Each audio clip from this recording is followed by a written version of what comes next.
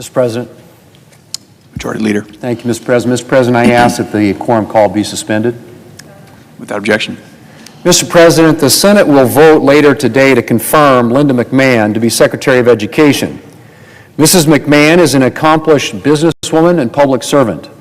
She's known for her role in building World Wrestling Entertainment, better known as WWE, from a small operation to a large and thriving enterprise. And she has used her success to give back and make a positive impact. Mrs. McMahon led efforts to promote reading and civic engagement through WWE. She spent 16 years on the Board of Trustees for Sacred Heart University in her home state of Connecticut. She served on the Connecticut Board of Education. And in his first term, President Trump tapped Linda McMahon to lead the Small Business Administration, where she was known for listening to small businesses to make the SBA a more effective agency. She will bring valuable experience, an incredible work ethic, and a passion for education to her new role leading the Department of Education. And Mr. President, she has a big task ahead of her. Let's acknowledge that. In January, the nation's report card revealed that American students are still struggling to make up ground lost during the pandemic. Reading scores among 4th and 8th graders declined again after falling in 2022 and 2019. 1/3 of 8th graders are reading below a basic level, the highest proportion ever recorded. Math scores showed modest improvement, but they still remain below pre-pandemic levels. And there's a widening gap in student performance. Mr. President, this should concern all of us. As a son of 2 public school educators and father of 2 daughters who went to public schools, I know this problem isn't going to be fixed by Washington bureaucrats. It's going to be fixed by good teachers, administrators, school boards, and parents, the people who are closest to the students and most invested in their success. Mr. President, the federal government provides less than 10% of funding for schools in this country. The other 90% of funding, money that keeps the lights on, pays teachers, and buys new textbooks, well, that comes from state and local governments and from private sources. But while the federal government provides a small percentage of education funding, it's responsible for an outsized amount of the bureaucracy and mandates in education.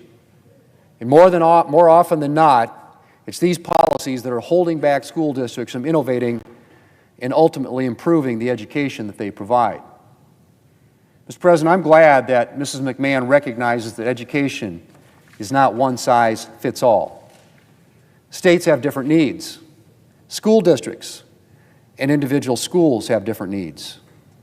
And every student has his or her own needs and aspirations. So I'm glad that Mrs. McMahon plans to work in a way that empowers those closest to the student, because they are in the best position to do what's right for that student. When I met with Mrs. McMahon, we had a long conversation about South Dakota's unique education needs, including our tribal schools. And I look forward to working with Linda McMahon to limit bureaucracy, empower state and local governments, and let good teachers do what they're best at and what they love to do, and that's to help students succeed. Mr. President, most Americans are familiar with Title IX. That was the landmark legislation designed to create equal spaces and opportunities in education for women. Title IX is particularly notable for the effect it's had on women's sports. With its requirement that federal funding recipients create equal athletic opportunities for women and girls, Title IX paved the way for the women's athletic programs we see today at colleges and universities and high schools around the country. But now the gains that have been made through Title IX are under attack. Around the country, we have seen men, biological men who identify as women, take up spaces and medals in athletics meant for actual women. Swimming, track, volleyball, soccer, basketball. This is happening across a range of sports. And Mr. President, the problems here are obvious. First of all, there is the physical danger that can be posed by men participating in women's sports. But this is about much more than any physical danger. This is a matter of fairness and equality. Title IX, as I said, was created to give women opportunities in spaces that have been denied them, to give women the same opportunities that men enjoy. That's not possible when men are involved in women's sports. Biologically, men possess physical advantages when it comes to sports, things like greater muscle mass and greater aerobic power, which means that, by and large, men are likely to dominate in women's sports, taking wins and medal opportunities away from women. And this isn't hypothetical, Mr. President. This is actually happening. Let me quote from an August 2024 United Nations report on violence against women and girls, which addresses the participation of men in women's sports. And I quote, "Policies implemented by international federations and national governing bodies, along with national legislation in some countries, allow males who identify as women to compete in female sports categories. In other cases, this practice is not explicitly prohibited and is thus tolerated in practice. The replacement of the female sports category with a mixed-sex category has resulted in an increasing number of female athletes losing opportunities, including medals, when competing against males. According to information received by March 30th of 2024, over 800 female athletes in more than 400 competitions have lost more than 890 medals in 29 different sports," end quote. Let me just repeat that, Mr. President. According to information received, by 30 March 2024, over 600 female athletes in more than 400 competitions have lost more than 890 medals in 29 different sports. Now that, as I said, is from a United Nations report. This isn't some myth that conservatives have dreamed up. This is happening. Mr. President, I could go down a list of examples here in the United States. The female runner who did not qualify for the women's 55-meter final at the state championship because a biological male identifying as a woman qualified in her place. Another female runner who resigned herself to second place at best because, as she said, she knew there would be no winning against the biological male who finished a full minute and 22 seconds ahead of the second place female finisher. The male pole vaulter who won the women's competition with a vault that exceeded that of the second place female finishers by 6 inches. The women's basketball team that saw nearly half of its season's points scored by a male. And that's just a sampling of the stories that are out there.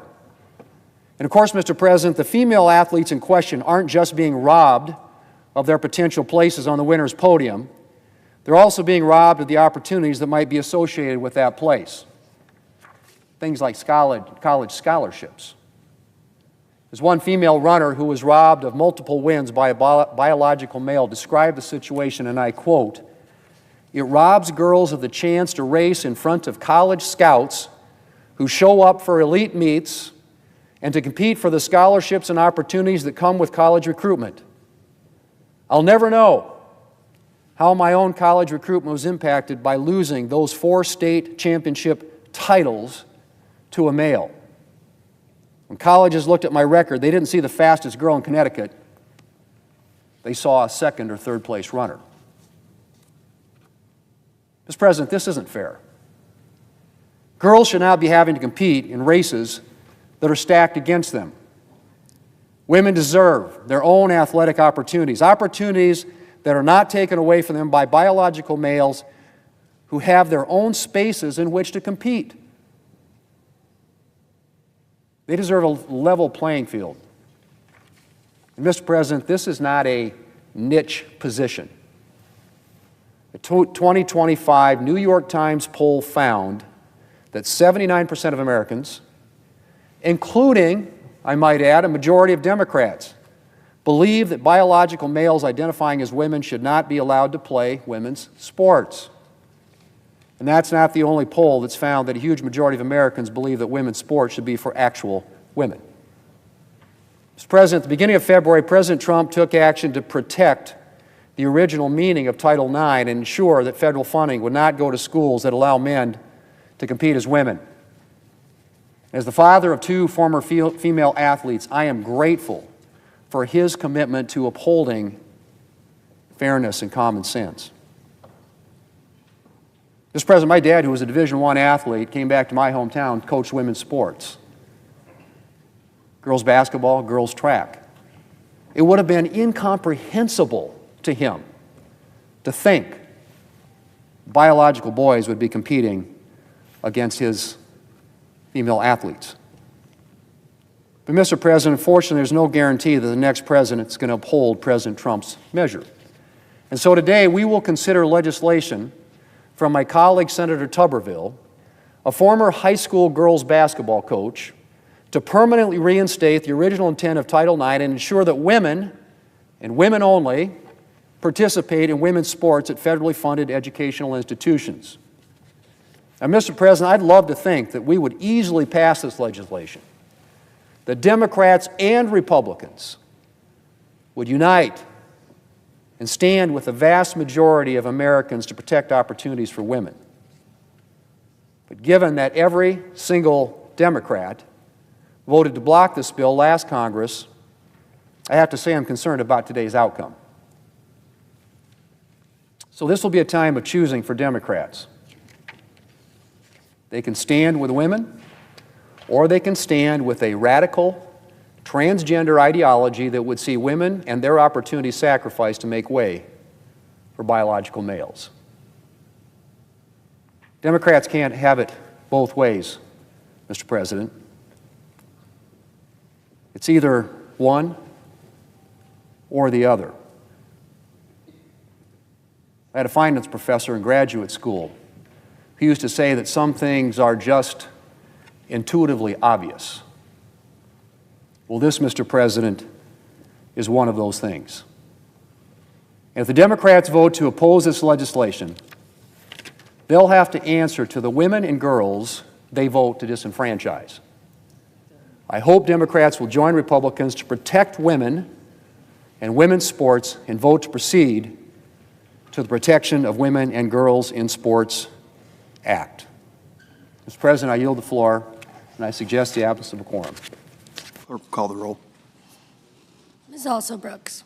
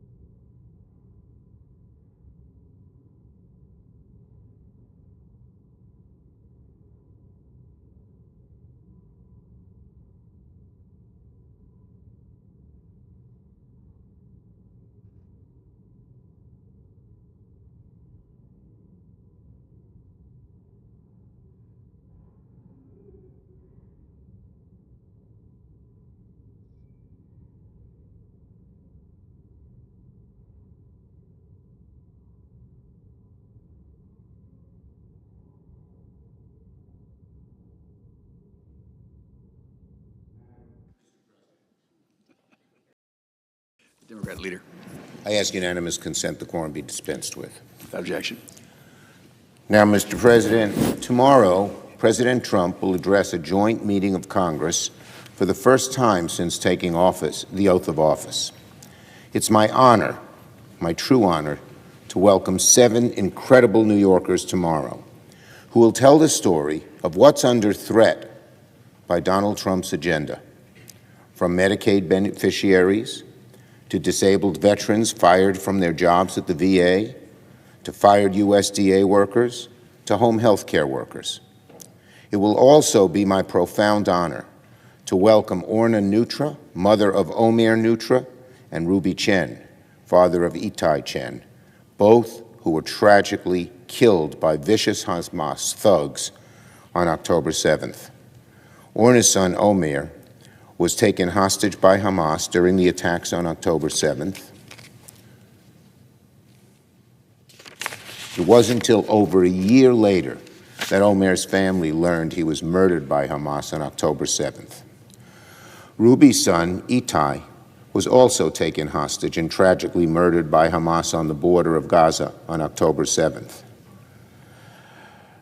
After months of fighting for his return, Itai's family learned that he was also killed by Hamas on October 7th.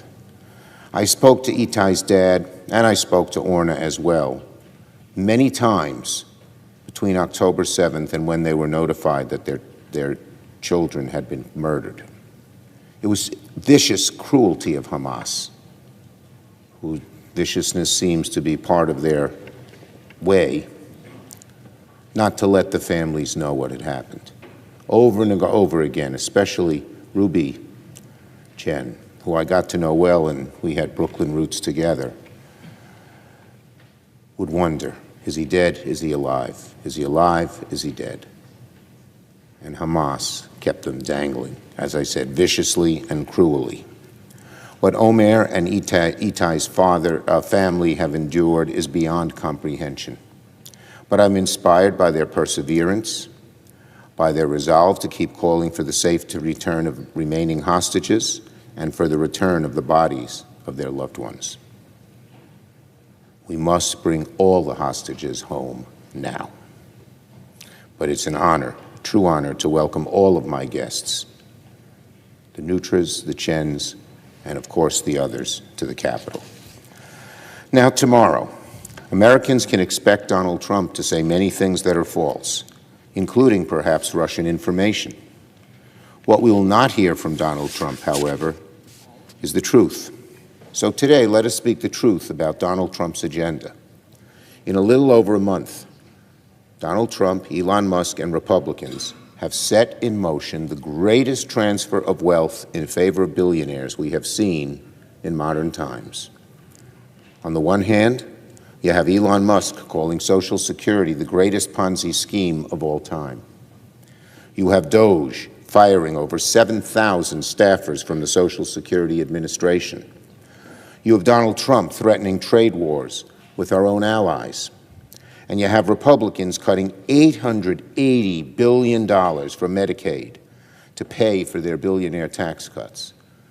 Money that funds things like community health centers, money that funds people who desperately need health care, money that funds parents or elderly parents of middle-aged couples in the parents are in nursing homes. All of that is at grave risk.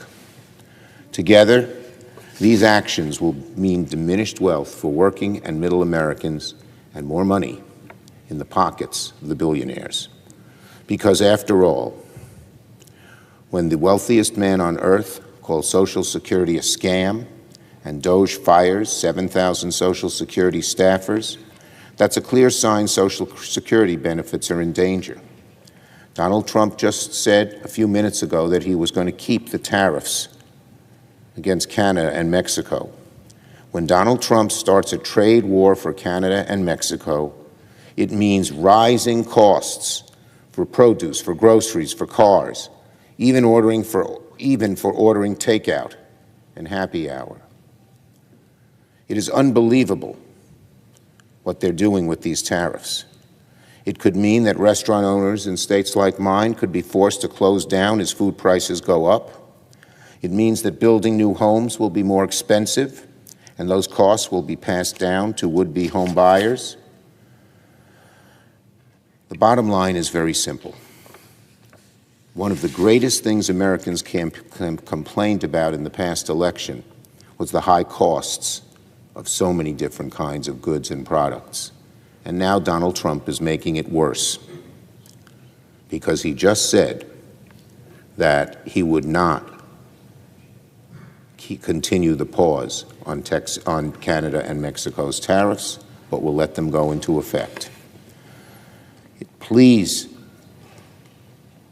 Mr. Trump, rethink your plans to start a trade war, where the average family will get slapped with an average $2,000 extra in costs. Families will suffer, businesses will suffer. You said you'd bring down costs on day one, Donald Trump, yet here, 1 month in, you're doing something that would raise costs significantly for the American people. And when Republicans cut Medicaid, it means health care costs will go soaring for tens of millions of kids, seniors, people with disability, rural communities. So why are the Republicans doing all this? Why are they creating all this havoc, this chaos, this cruelty, and this harm to the American people? Simple. To cut taxes for billionaires and have the American people pick up the tab. Make no mistake about it. This is what a transfer of wealth looks like. Away from working Americans and into the bank accounts of the billionaire club. Meanwhile, it's not much better in terms of foreign policy and our own security. Our allies across the world will look at America and see a country in decline under Donald Trump. They will watch in horror an American president continue to curry favors with war criminals like Vladimir Putin, while publicly berating friends, brave, valiant people who've risked their lives and have seen so many of their countrymen die in a valiant fight for freedom, like President Zelensky. He gets berated, Putin gets praised. What is going on? Rest assured that nobody on earth was happier with what happened last Friday in the Oval Office than Vladimir Putin. Our allies will also watch in horror as Donald Trump and Pete Hegseth make America less safe. It's the world less safe. There's no other way you can look at it when they give Putin a free pass to launch cyber attacks against the U.S. while we disarm our own cyber operations against Russia. Can you believe that? Letting Putin attack us, and we're saying we won't attack him in terms of cyber warfare. What is going on? The world's turned inside out and upside down, all to the detriment of the safety and security of America and its people. Tomorrow, as Donald Trump addresses our nation, our Western allies will wonder about the future of NATO. So these are difficult and dangerous times, and Donald Trump is taking America, our democracy, and the world down a dark and deeply troubling path. But finally, and most importantly, the American people will not take Donald Trump's agenda lying down. You can see frustration boil over in town halls in Georgia and Kansas and Oregon and everywhere in between. Republican leaders are telling their members to cancel town hall meetings. They're running away from the people because they know how badly the people have been hurt by what they're doing. Maybe they don't want to do it, but they're forced to, because President Trump wants tax breaks for billionaires. You can see the frustration in the polls, too. A majority of Americans believe that Donald Trump has ignored the #1 issue they care about: inflation, rising costs. You can see the frustration online. Last week, I joined a Zoom. Over 3,000 New Yorkers got on the Zoom, ready to mobilize against Republican attacks on Medicaid. And many of my colleagues had similar meetings with similar strong responses. People are ready. They're energized. You can also see it in the courts.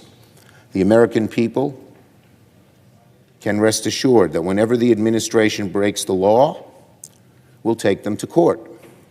It will be one of our best tools to protecting our country and putting a stop to the worst abuses of Donald Trump's agenda. And for the most part, the courts are rejecting much of what Donald Trump has tried to do. The more Donald Trump pushes our democracy to the limit, the more Americans will push back. Organizing is never easy, but it works. It works.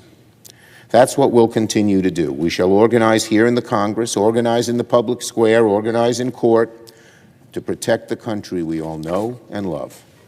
Nothing that Donald Trump says tomorrow will change that fact. Now on Social Security. Something terrible is happening that Democrats have long warned about. American Social Security benefits, one of the most sacred things people have, one of the most popular federal programs that has ever been created. Social Security benefits are coming under attack. Last Friday, Elon Musk claimed that Social Security is the biggest Ponzi scheme of all time. And now the Trump administration has announced massive cuts, more than 7,000 workers, to the Social Security Administration. These cuts could affect workers who process checks, answer customer service calls, work in field offices across the country.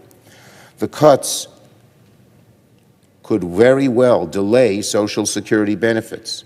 It means longer times on the phone to resolve issues. Everyone knows how frustrating it is, especially seniors who need their checks. And they haven't gotten them. They want to get on the phone and find out what happens and now have to wait for hours. It could mean local offices, like in my home state, close down. It could mean more Americans get sicker, go hungry, get their checks far too late. You don't need to scratch your head and wonder what Donald Trump and Doge are doing when they fire Social Security staffers and call Social Security a scam. They're getting ready to go after people's benefits, plain and simple. Let's be clear. If Americans can't get their checks in time because staffers have been fired, that is a cut in benefits. If Americans can't get an issue resolved over the phone because there's nobody to take calls, that is a cut in benefits. If field offices are closed, if troubleshooting is halted, if checks come late in the mail, that too is a cut in benefits. The only scam going on here is the one where the President of the United States would try to fleece Social Security from the American people to help pay for tax cuts for their billionaires club. Democrats will not let it happen. And finally, on Linda McMahon, the nominee for Secretary of Education. I'm very proud that every single Democrat will vote against Ms. McMahon. Ms. McMahon's confirmation would be a slap in the face to students, parents, teachers who care about our public schools. Americans believe in public education. They don't want to see these cuts. They don't want to see the Department of Education abolished. If the Trump administration follows through on cuts to education, schools will lose billions in funding. And what's going to happen, Mr. and Mrs. Average American taxpayer? Your property taxes will go up. The least popular tax probably that there is. The American people do not want to see cuts to education and the consequent rising property taxes. But that is the danger of confirming Ms. McMahon. Before Republicans vote for Ms. McMahon, you should remember, slashing funds for schools, students, parents, and teachers, all for the sake of billionaire tax breaks, is a very bad idea. Senate Democrats know it's a horrible idea. The American people know it's a horrible idea. Today, we'll see where Senate Republicans stand. Yield the floor. Note the absence of a quorum. Clerk will call the roll. Ms. Also Brooks.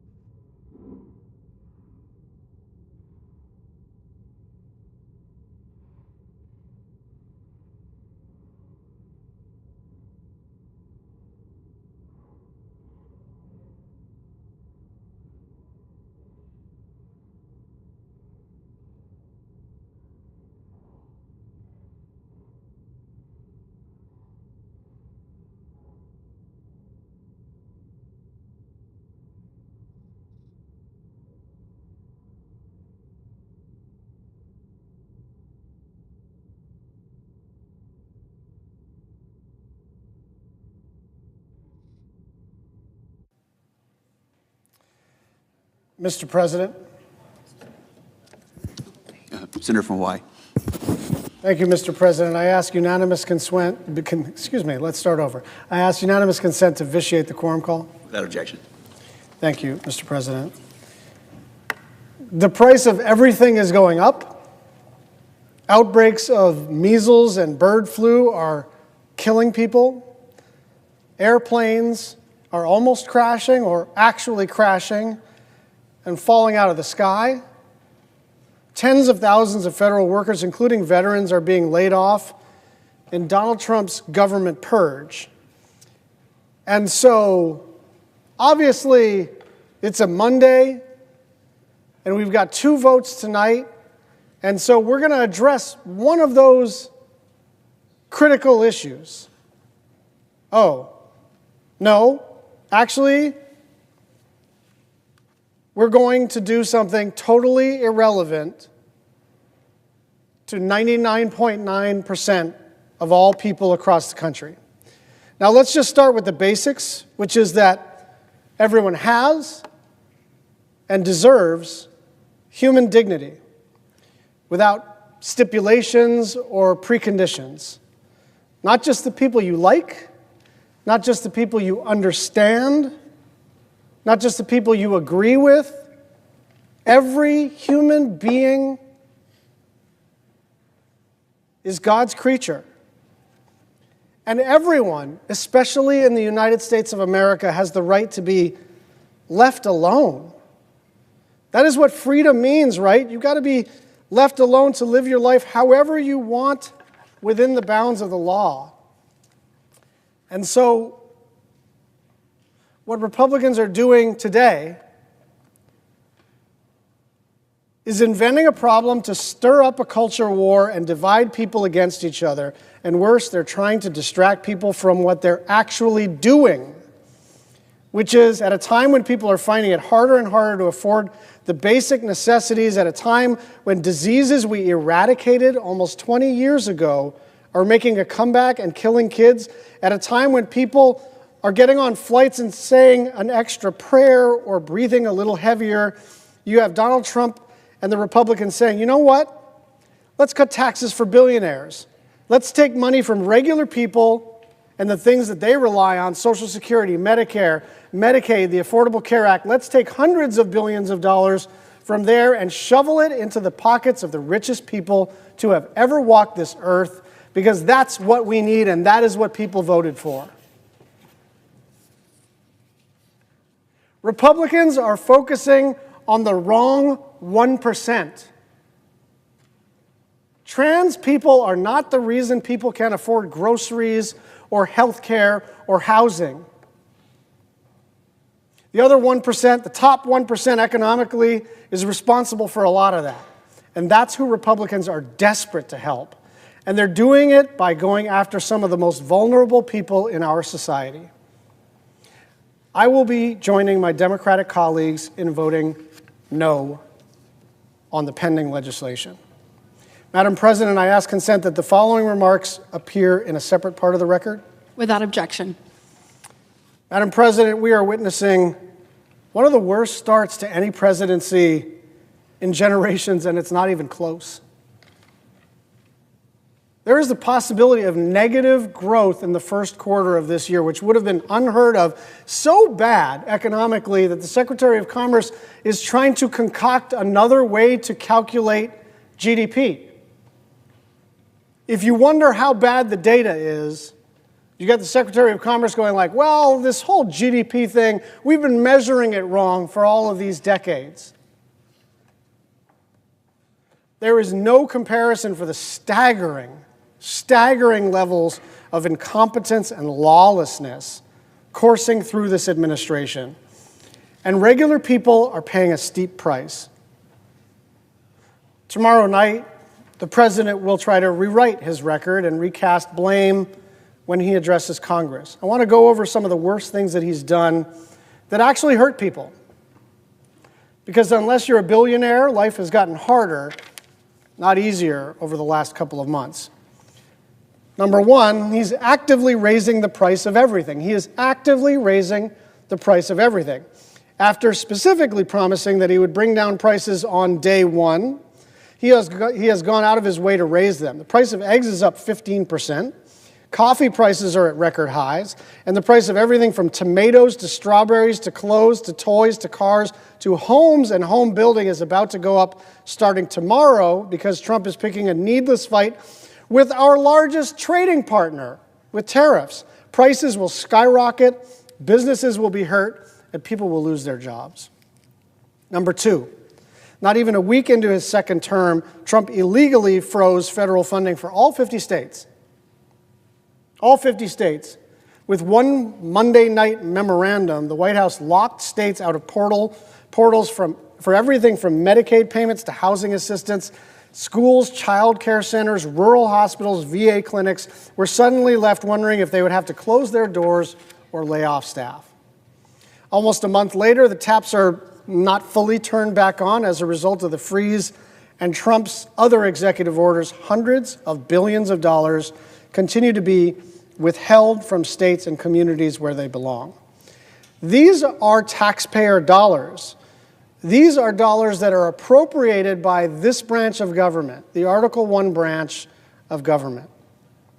So if you don't like how appropriated funds are going to be spent, there is a mechanism for an executive branch to do something about it. They can propose a new budget, and they can either sign or veto a new appropriations bill.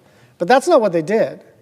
They just acted as though they could cross out things that they found objectionable. And it's not even as though they did that in some sort of methodical way. They had a bunch of kids going in there, literally kids, Control F. Oh, gender, kill that. Oh, native, kill that. Oh, climate, kill that. That's how they figured out what they were going to cut. Number three, Trump is illegally firing tens of thousands of government workers, many of whom are veterans. And he's not done yet. These are people who've dedicated their careers to public service, and in the case of veterans, risked their lives to protect our country. And they're just like the rest of us. Bills to pay, kids to feed, parents to care for. And they're being discarded. This is the biggest mass firing of veterans in the United States' history. Number four, no one stands to benefit more from this ransacking of the government than billionaires, which is no surprise considering it's being led by the richest people on the planet. Eliminating the Consumer Financial Protection Bureau that was created in the aftermath of the 2008 financial crisis specifically to protect people from fraud and deceptive lending practices, or dramatically shrinking the IRS, which means refunds will be delayed during tax season and tax fraud will skyrocket without proper scrutiny. None of that benefits a regular person. None of that benefits a regular person. But it's great news if you're a billionaire trying to wiggle out of paying taxes or a shady lender who's looking to defraud people. Number five, if all of this wasn't enough, Trump and the Republicans are working to cut taxes for billionaires and make regular people foot the bill. Now, that's not unusual for them. Cutting taxes for billionaires is kind of their thing. They like it. It is their reason for being. But it's alarming nonetheless in the brazenness of how they're going about doing this. They basically want to cut money that goes to regular people and book that as savings, right? So whenever you do a tax bill, if you're doing it right, it pays for itself, which means you have to have something on the side of the ledger where you're bringing in more money, and then another side of the ledger where you're cutting revenue, and then it adds up to zero, it nets out, deficit neutral. The problem is they can't really figure out how to deliver this $4 trillion or so tax cut to the wealthiest corporations that have ever existed in human history and do it in a deficit neutral way. And so they are just like committing arson within departments and then trying to book that as savings to pay for the tax cut. Now, it is true that all political parties have a tendency towards exaggeration. And so you'd be forgiven if you hear this, you go like, well, it's a Democrat saying this is what the tax policy is, and maybe it's not exactly like that. But I want you to understand that what's happening in the U.S. House as they negotiate over this big tax bill is exactly that. They're demanding more and more cuts from the Affordable Care Act, from Social Security Administration in terms of the staffing of the place, from Medicaid, where they want to turn it into block grants, which is just a euphemism for Medicaid cuts. And then they want to take all of those savings and not like reinvest it in some other part of the government, right? Not put it in the Department of Education, not give it to low-income individuals so that they can climb out of poverty. They actually just want to take trillions of dollars from you and give it to them. Madam President, I ask that these final remarks appear in a separate part of the record. Without objection. Thank you, Madam President. Since taking office just over a month ago, Donald Trump has rapidly obliterated America's standing as the leader of the free world. Decades of hard work, extraordinary sacrifice, and painstaking bipartisan diplomacy to lead our allies and partners against the forces of autocracy and repression have been crushed. And America's reputation as the indispensable nation is in tatters. And it started with the illegal dismantling of the United States Agency for International Development and continued with the unlawful elimination of virtually all foreign assistance and culminated this last weekend, Friday, with the Oval Office meeting with Ukrainian President Zelensky last week. Trump has undermined American values and interests at every turn. This is not a doctrine that somehow puts America first. Past presidents of both parties, in different words and through different means, have aggressively pursued American interests. And I have to say, on the specific question of how U.S. aid operates with the State Department, you hear secretaries of state of both parties saying, hey, it would be great if U.S. aid and the State Department were better aligned. And so I'm the top Democrat on the SFOPS committee, which is the funding committee for foreign aid, and I sat down with the chairman, Lindsey Graham, and I said, I think there's some opportunity to do some bipartisan work here in reforming the foreign aid enterprise. We had a really constructive conversation. That was 2 days before all hell broke loose at USAID. All hell broke loose at USAID. Trump froze all foreign assistance and then moved to illegally shutter USAID, which is responsible for implementing most of our foreign aid. None of it was about achieving efficiency or rooting out waste. It was about Trump trying to wish away whatever parts of the federal government he doesn't like in violation of the law, in violation of the Foreign Assistance Act, in violation of the Constitution, in violation of the Prompt Payments Act, in violation of every appropriations bill that we've ever passed as it relates to USAID since the original Foreign Assistance Act. Like, this is not actually a close call. You can hate USAID. I don't. I think it's great. Or you can think it needs reform. I also think it needs reform. But the way to enact a law is to enact a law. The way to enact a law is not to just break the law and see if a judge will impose parameters on you. Trump literally fired the people whose job it is to identify and combat waste. That is not the kind of thing that you would do if you were interested in combating waste. There was a person at USAID who basically wrote a bunch of factual memorandums to senior staffers saying, this is the consequences of what you're doing.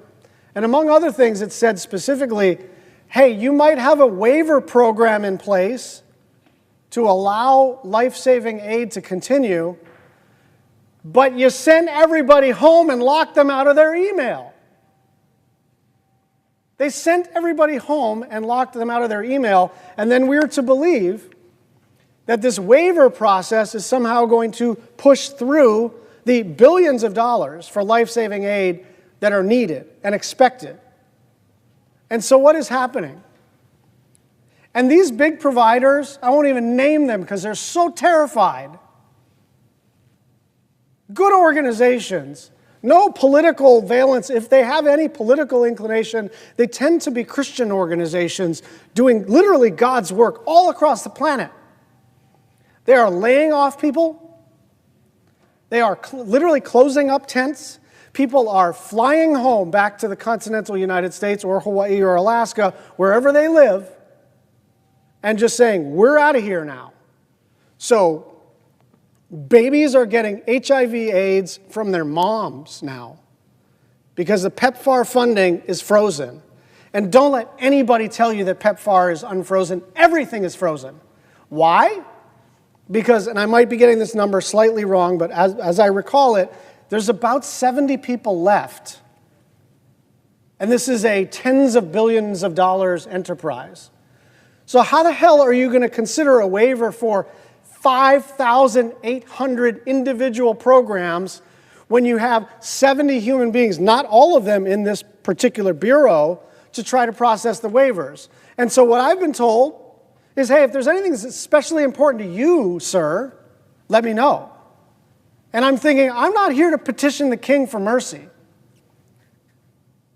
The way this works is everybody operates within the law. We lost the election. Democrats lost the election. We lost the House, we lost the Senate, and we lost the presidency, and we lost it all fair and square. But now it's on Republicans to operate fair and square. And what's happening at USAID, I understand this is not the most compelling issue for people back home in Hawaii or people back home in Alabama or people back home in Illinois or anywhere. It is not like most people's burning desire, but people do understand following the law or not following the law. And what is happening right now is plainly unlawful. They are violating multiple statutes. And the consequences are not some like arcane discussion about legal principles or the rule of law. Millions of people will die. I'm still new enough to the Senate. I'm not that new to the Senate, but I'm still new enough to the Senate where I don't say anything I don't mean to say on the floor. And so I want anybody who's listening to understand, if we don't resolve this, millions of people will die. Millions of people will die because of an illegal decision made by this administration. And so we all have to decide, are we going to stand up for some basic American values? What are those American values? We are the good guys. When people see that USAID logo, they should say, awesome, the Americans are here. When they see that food grown in Georgia, processed in the mid-Atlantic states, grown in Kansas and other places, when they see that food arriving to prevent malnourished kids from going in the wrong direction, they should say, I am so thankful that America exists, not just as a country, but as an idea. We are the good guys. And part of being the good guys is even if you hate something, if it's a law, it's a law. There are a lot of laws on the books that I hate. Global gag rule, first one that comes to mind, but there are probably a dozen more I could come up with. It literally never occurred to me to ask Joe Biden or Barack Obama or Donald Trump or anyone else to violate the statute and see what the judge says. And so we, as the Article I branch, and we as patriots, have to wrap our arms around this problem, get the aid enterprise back up and running for humanitarian reasons, for geopolitical reasons, for legal reasons, for moral reasons, and for reasons related to what we are here to do, which is we are here, if this enterprise needs to be reformed, count me in. But this is a law-making process, not a law-breaking process. I yield the floor.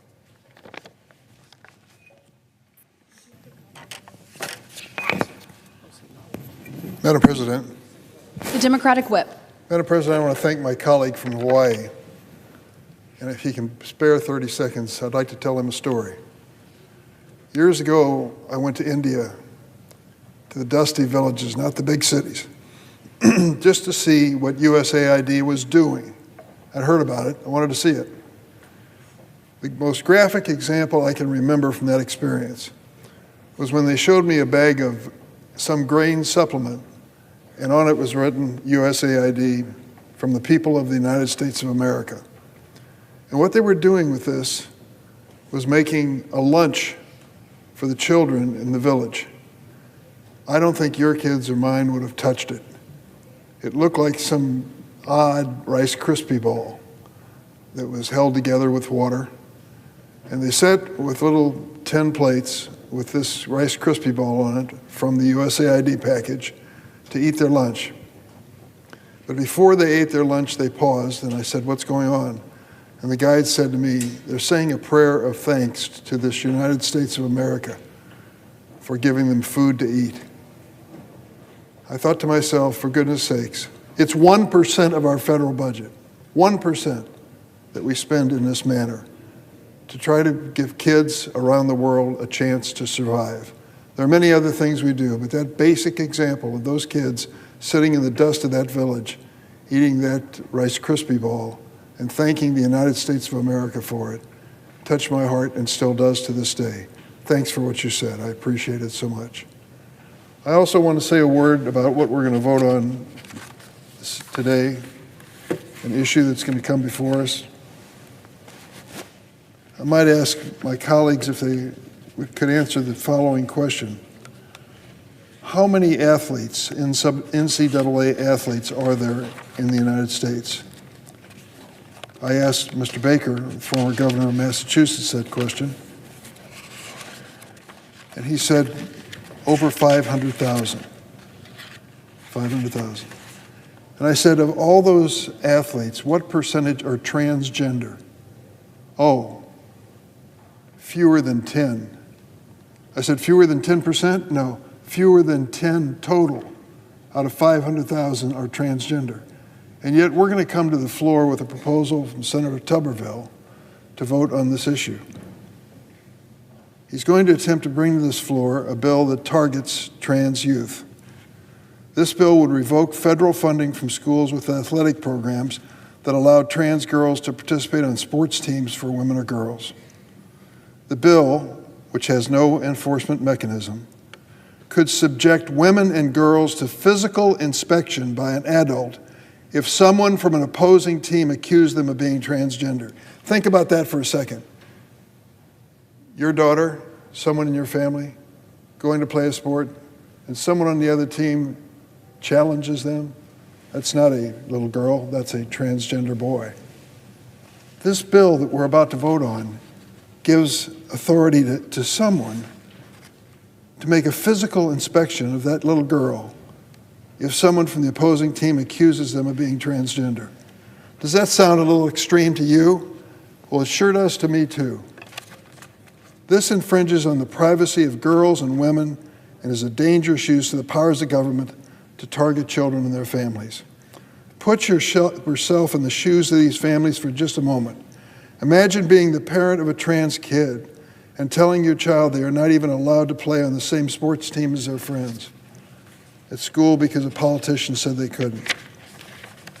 Coincidentally, Madam President, I had a hearing on this subject, and in 2023, a teenager named Harley Walker, a 16-year-old transgender girl from the state of Alabama, spoke with an unwavering voice in front of the Senate Judiciary Committee about what it was like to be one of the children who are affected by these anti-transgender laws.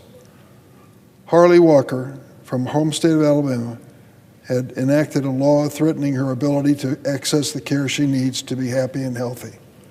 Harley told the committee, and I quote her words exactly, "I want all of you to look at me, here and now, and hear my words. I am a very happy 16-year-old. I have wonderful friends who accept me for who I am. I'm active in my school's debate team and other extracurriculars. I'm just trying to be a teenager in America," she said. same as any other teen. But I keep having to jump through hoops that other people my age don't have to. I'm here in front of this committee instead of enjoying summer vacation just to try to ensure that my right to exist isn't taken away. It's that personal. It's that important. And we're going to vote here to give someone unspecified the right to physically inspect a girl or a young woman if the other opposing team accuses them of being transgender. My goodness. Is this what we're all about here in the United States Senate? Madam President, on a separate topic, tomorrow night members of Congress and their guests will gather on the floor of the House to hear the President on the status of our nation. This annual address traces its roots back to founding fathers, but I doubt that they would even recognize their beloved country today. With President Trump and Elon Musk acting unrestrained, we are barreling down a dangerous path to a constitutional crisis. In the Judiciary Committee, which you serve on, we had 3 witnesses last week, nominees to serve in important positions in the Department of Justice. The question that was asked of them was very basic. Would you advise a public official in the United States of America to follow a court order? Just that simple, to follow a court order. And they hemmed and they hawed and they said generally so, generally this. The most lucid statement was made by a Republican Senator, John Kennedy of Louisiana, who said the answer is yes. You either follow a court order or you resign your office. It is that basic.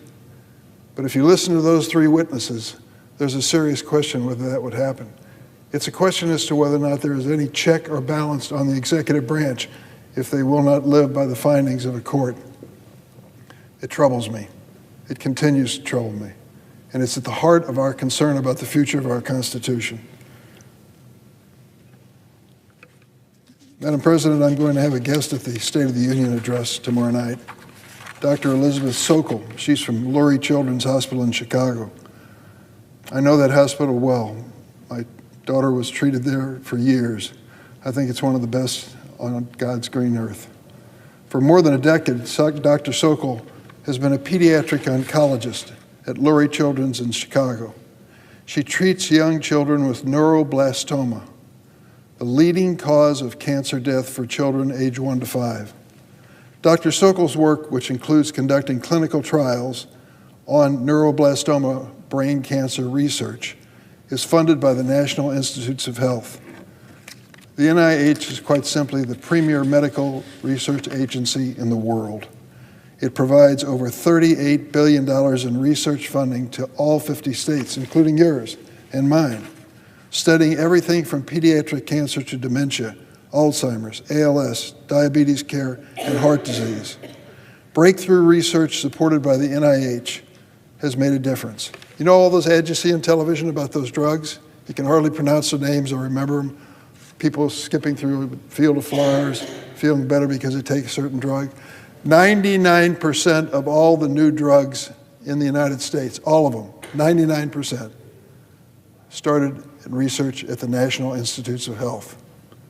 If they're good and they're important, you can credit taxpayers for creating an agency that does the research. That breakthrough research has made a difference in the lives of thousands of people. Yet this is one of the agencies, the National Institutes of Health, that President Trump is dismantling through a series of abrupt, illegal, devastating funding cuts, gag orders, and mass firings.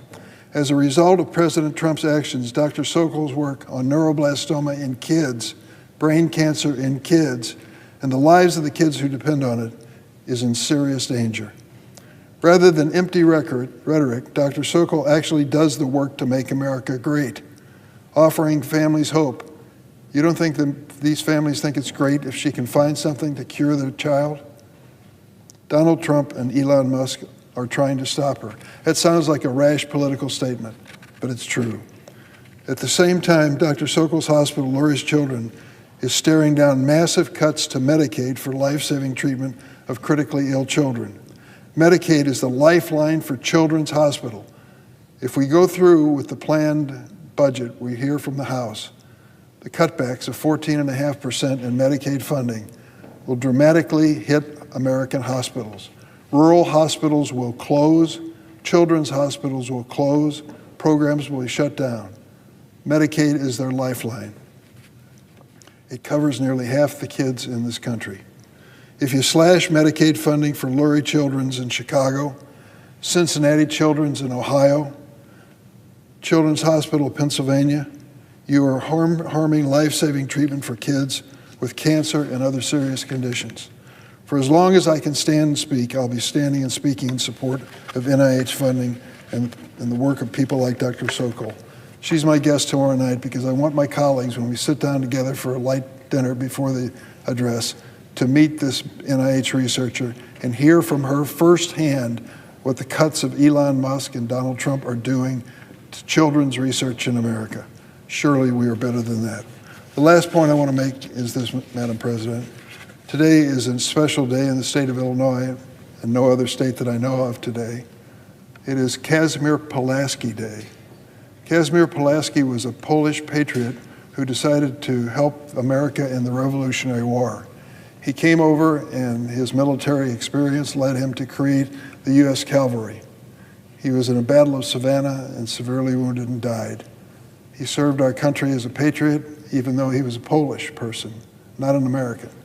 Well, we take that pretty seriously in Chicago, where there are more people of Polish ancestry than any other place on earth except for Warsaw, Poland. We're pretty proud of that fact. And today we're proud of the fact that the president of Poland came to Chicago. President Duda and his wife were given a warm welcome at the Polish National Museum. And I recall the time, it really wasn't that long ago, when finally the Iron Curtain came down. And we had a question to ask. How are we going to protect the nations that used to be part of the Warsaw Pact, or nations that used to be Soviet republics? What is going to protect them if they want to aspire to democracy and move toward the West? We came up with the obvious answer. There was only one alliance that could protect them, the NATO, North Atlantic Treaty Organization. Because in the 80 years now that it's been in existence, it's done its job of avoiding World War III and strengthening the countries in the alliance, because we stand arm in arm next to one another. As I said today, it was a Pulaski moment. The United States and Poland standing together again for the future of both of their nations. I believe in NATO, and I don't know what it will do without it, but now we have to consider that. This new president, just a few weeks into his presidency, is threatening the very future and existence of NATO. If we walk away from it, if the United States disengages from NATO, the question is whether or not Europe can stand on its own feet. I think they will eventually. But in the meantime, countries like Poland, the Baltic nations, and many others are vulnerable to Putin's aggression. What he did in Ukraine 3 years ago, and even before that, he will do again. And smaller nations don't have a prayer in fighting him. I am saddened, shocked, stunned at what happened in the Oval Office last week with President Zelensky. To have that display in live television breaks my heart. To think that this situation is such that we would humiliate our ally in Ukraine and at the same time talk about the greatness of Vladimir Putin, just I find disgusting. People are no students of history if they buy into that thinking. For the longest time, we've stood with the people of Ukraine. Do you know what the briefing was when they invaded Ukraine? They called the senators down, and the intelligence agency says, let me tell you what's going to happen when finally Putin pulls the trigger and invades Ukraine. Those Ukrainians will last between 3 days and 2 weeks. That was it, 2 weeks if they're good. And then it'll be a guerrilla war. Well, they were certainly wrong. Here we are 3 years later, and the Ukrainians are still fighting. How many Ukrainians have died so far? We can't come up with an accurate figure, but we know 46,000 have died. 46,000 have died fighting Putin, who invaded their country. And this president calls the head of the Ukrainian country, Zelensky, a dictator, and says that he actually invaded his own country. What in the world is he talking about? These people have been fighting to the death. Millions have been displaced, and they have been standing up for the values that we cherish in this country. To walk away from them and to subject their leader to what we saw last Friday in the Oval Office is disgusting, humiliating, below the dignity of the United States. I stand behind Ukraine. Maybe that's why I'm wearing this tie today. I stand behind Ukraine because I believe those people are fighting for the very values that we treasure. and they stood by the United States, and they've said thank you many, many times to me and to others. We need to stand behind NATO and Ukraine and stand for the values that are important. Hitching our star to Vladimir Putin is a fool's errand. It is a disaster waiting to happen. I hope to goodness we don't reach that point. And I yield the floor and suggest the absence of a quorum. The clerk will call the roll. Ms. Also Brooks.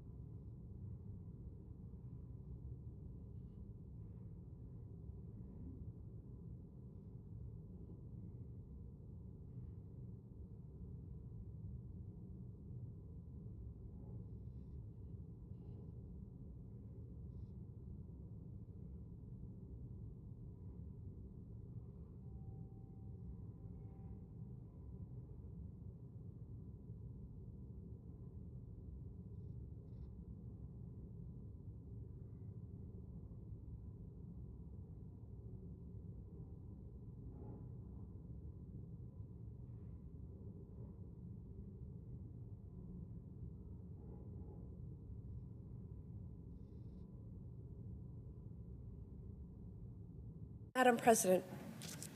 The senator from Wisconsin. Madam President, I rise today in strong opposition. The Senate is in a quorum call. Oh, I ask that the quorum call be vitiated. Without objection. Madam President, I rise today in strong opposition to any attempt by the federal government to meddle in decisions about who can and cannot participate in school sports. Simply put, it's not for the federal governments, it's not their place to tell state and local sports leagues across this country how to do their jobs. This is a decision for local communities where players and parents can participate in that discussion at the local level. This is a decision for sports leagues to thoughtfully craft policy that actually takes seriously what is best for all players, not blanket mandates that will undoubtedly have unintended consequences for the safety of all students.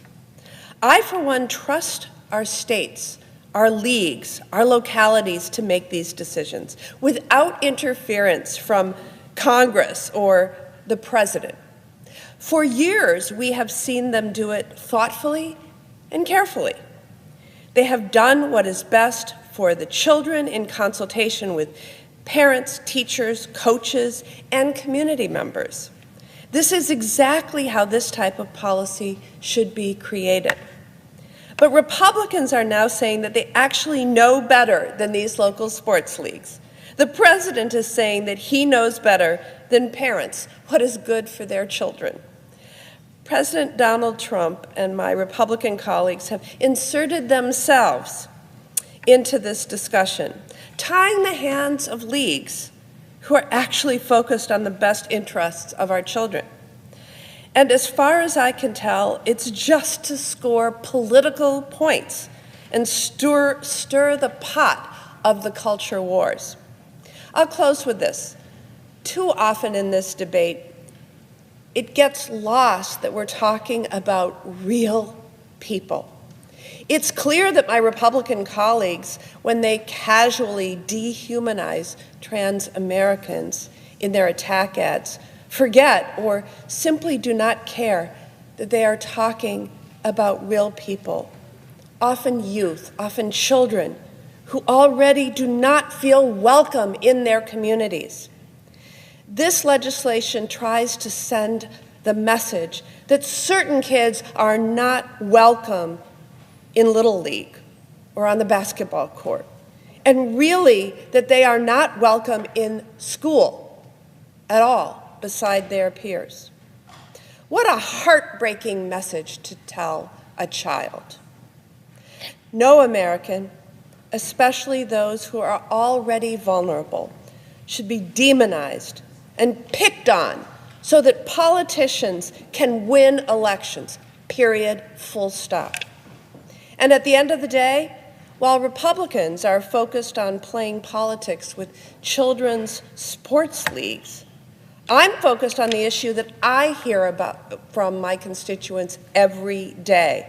I am focused on lowering household costs and taking on the big corporations that are price gouging families at the grocery store and at the pharmacy. And I'm focused on growing our Made in America economy and making sure that everyone has a fair chance to get a good paying job.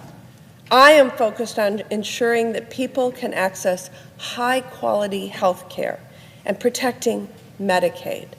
I'm focused on the people of Wisconsin and their needs, not stepping on their right to decide what is best in their own local communities. I yield the floor.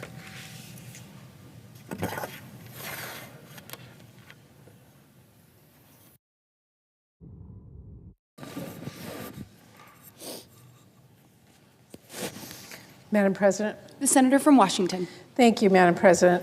You know, I got my start in politics as a mom in tennis shoes fighting to protect a preschool program, and I still wear that label proudly. I am a former preschool teacher. I'm also a former community college educator, and I am also a former school board member. So I don't mess around when it comes to making sure every single one of our students in every corner of our country has access to quality public education, one that leaves them prepared for the future and opens the doors of opportunity wide. It's not a responsibility I take lightly. It never will be. Our kids are the future of this country, and the Department of Education is really at the heart of how we make sure they are set up for success. But Donald Trump and Elon Musk want to rip the heart out of public education in America and abolish the Department of Education. Well, not if I can help it, and that's why I believe we need a leader at the Department of Education who actually believes in the mission of the Department of Education. We need a Secretary of Education with a really deep understanding of how to use this crucial position to strengthen educational opportunities and outcomes for every student in this country. We need a Secretary of Education who will put students first, not billionaires, who will stand up for our kids, every single one of them, even if it means standing up to Donald Trump and Elon Musk. And Madam President, on each of these accounts, Linda McMahon fails to make the grade. I've had concerns from the outset about whether Ms. McMahon has the experience we should expect from an education secretary. And I'm sorry to say my concerns have not been alleviated. Far from it. I asked her in our confirmation hearing about the Every Student Succeeds Act. That is the law I negotiated with Republicans to finally fix the No Child Left Behind and to provide more flexibility to our states and schools while ensuring accountability for our tax dollars. She couldn't name a single requirement of that law, not one. How is she supposed to enforce our education laws when she didn't even bother to study up before her Senate confirmation hearing? On fighting for public schools, it is painfully clear that McMahon's plan for our students and schools is in lockstep with Trump's pro-billionaire agenda. They're going to let public schools get robbed blind as the richest people in the world suck money out of our schools and communities that need it the most. They're going to cut off funding that directly supports our students and teachers and send it straight to the pockets of unaccountable private and for-profit K-12 schools. And on standing up for our students, standing up to President Trump, Linda McMahon got it backwards. When I asked her at the hearing about making sure schools get the money that we, Congress, passes, even if Trump and Musk try to block it, and making sure that our students' data is protected as DOJ tries to muck around with no oversight or accountability, she made it very clear she would not stand in their way. But it gets worse, because when it comes to Trump's mission of destroying the Department of Education, she's all too ready to grab a hatchet and get to work. The irony is that while Trump and Musk talk about eliminating the Department of Education, they're trying to involve the federal government even deeper into the schools than ever before. They talk about how schools and parents know best, and then they threaten schools if they don't do what they say. Apparently, Ms. McMahon thinks, why should we have a Department of Education if Trump and Elon Musk can actually just tell schools what they can do and what they can teach? Well, let's be clear what it will mean if Trump, Musk, and McMahon have their way and try to turn the Department of Education into something that kids read about in our history books. There are 26 million K-12 students from low-income neighborhoods who could see their schools lose federal funding, lay off teachers, or even close. There are 9.8 million students at our rural schools that count on federal support, which could face similar challenges. There are 7.4 million students with disabilities who could see the IDEA program upended, cutting off support that state and local taxpayers will need to provide. There are 6.6 million students who get Pell Grants to help them afford college or enter the workforce or further their careers, who would be impacted by the chaos of abolishing the department. And there are 8.1 million high school students and 3.3 million college students who are served by our career and technical education programs that are administered by the Department of Education. Trying to abolish the department, or even just taking a wrecking ball to the critical work that it does, will hurt our students who face homelessness. It will cut off federal aid to students who want to pursue a higher education. It will undermine the enforcement of the rights of students with disabilities. It will reduce assistance intended to lift up students not getting the support they need. Weaken protection for students, scrap evidence-based research that helps us know what is working, for whom, and how, and it will leave for-profit colleges free to rip off students and families, which we have seen happen in the past, and we can't let that happen again. So the fact that Ms. McMahon has not opposed Trump's grand plan to abolish the Department of Education is not just a red flag to me, it is a blinking, blaring fire alarm. It means either she doesn't fully understand just what the department does and how devastating it would be to abolish, or she doesn't care. Either way, I have to say I find that disqualifying. So here's my message to everyone, and like any good preschool teacher, I'm going to make it short and simple. We cannot have a Secretary of Education who doesn't believe in having a Secretary of Education. It's kind of common sense. I mean, why would we have someone in charge of the education department who thinks it should not exist, who doesn't care if we have a department focused on getting our students in schools the support they need? So, Madam President, let me finish with this. I still have in my office a quilt that my kids in my preschool made for me on the very last day I taught preschool. It is hung prominently on the wall of my biggest meeting room. It is a beautiful patchwork of squiggles and smiles drawn in the bright, messy crayon. And when I look at it, I remember the little hands that made each one of those squares. I think about those little heads with big, curious minds and a world of possibility before them. I remember the responsibility that we all felt to make sure they were leaving our preschool ready to succeed.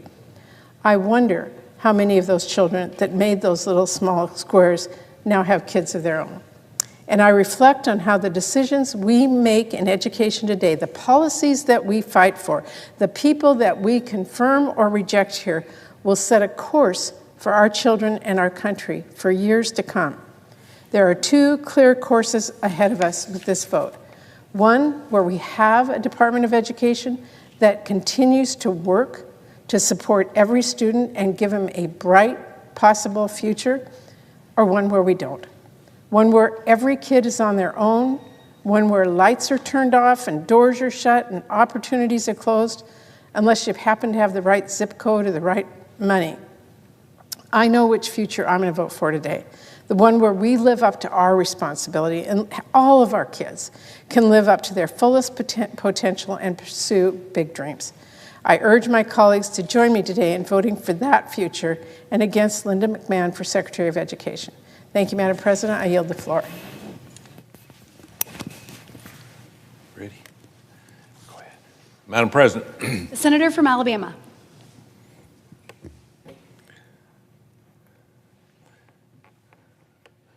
Madam President, today we have a very important day for women and girls across this country. Third time's a charm. This is the third time that I've had a vote on this bill. The other two times has failed because we have had almost zero Democrats help to support women and girls in sports. Over the past 4 years, women sports at all levels has been under attack. Since the beginning of time, people have agreed that sex is assigned at birth and determined by God. But under Biden administration, you had people claiming that men can get pregnant. Pure, absolute insanity. But it didn't stop there. They weren't content just to erase gender norms that have been accepted for thousands of years. No, they wanted to allow transgender men to participate in women's and girls' sports. This has been happening at schools all across our country. We have women's teams in some states that are all boys. Let me say that again. We have women's teams in some states participating on the high school level that are all transgender boys. no opportunities for girls or women to participate on the team. Young women have been forced to compete against men and even share locker rooms and shower time. And on top of that, your taxpayer dollars are paying for it. Thankfully, President Trump just signed an executive order, said no more. No more federal money to any state that allows this to happen. But you have to understand, this only lasts as long as President Trump's in office. So we need this vote, which is going to happen in around an hour, to pass so we can make this into law. This executive order that he signed can be reversed. So we're going to continue to fight some states that are even not going by the executive order, like Maine, some in Michigan, some in New Jersey. Some saying we're not going to go by that law, even though the President of the United States says that men and women can't participate on the same team.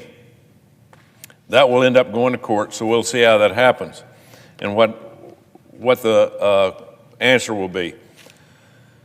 But the big part of the problem, we've created an unfair playing field where different states have had different laws impacting women and girls everywhere.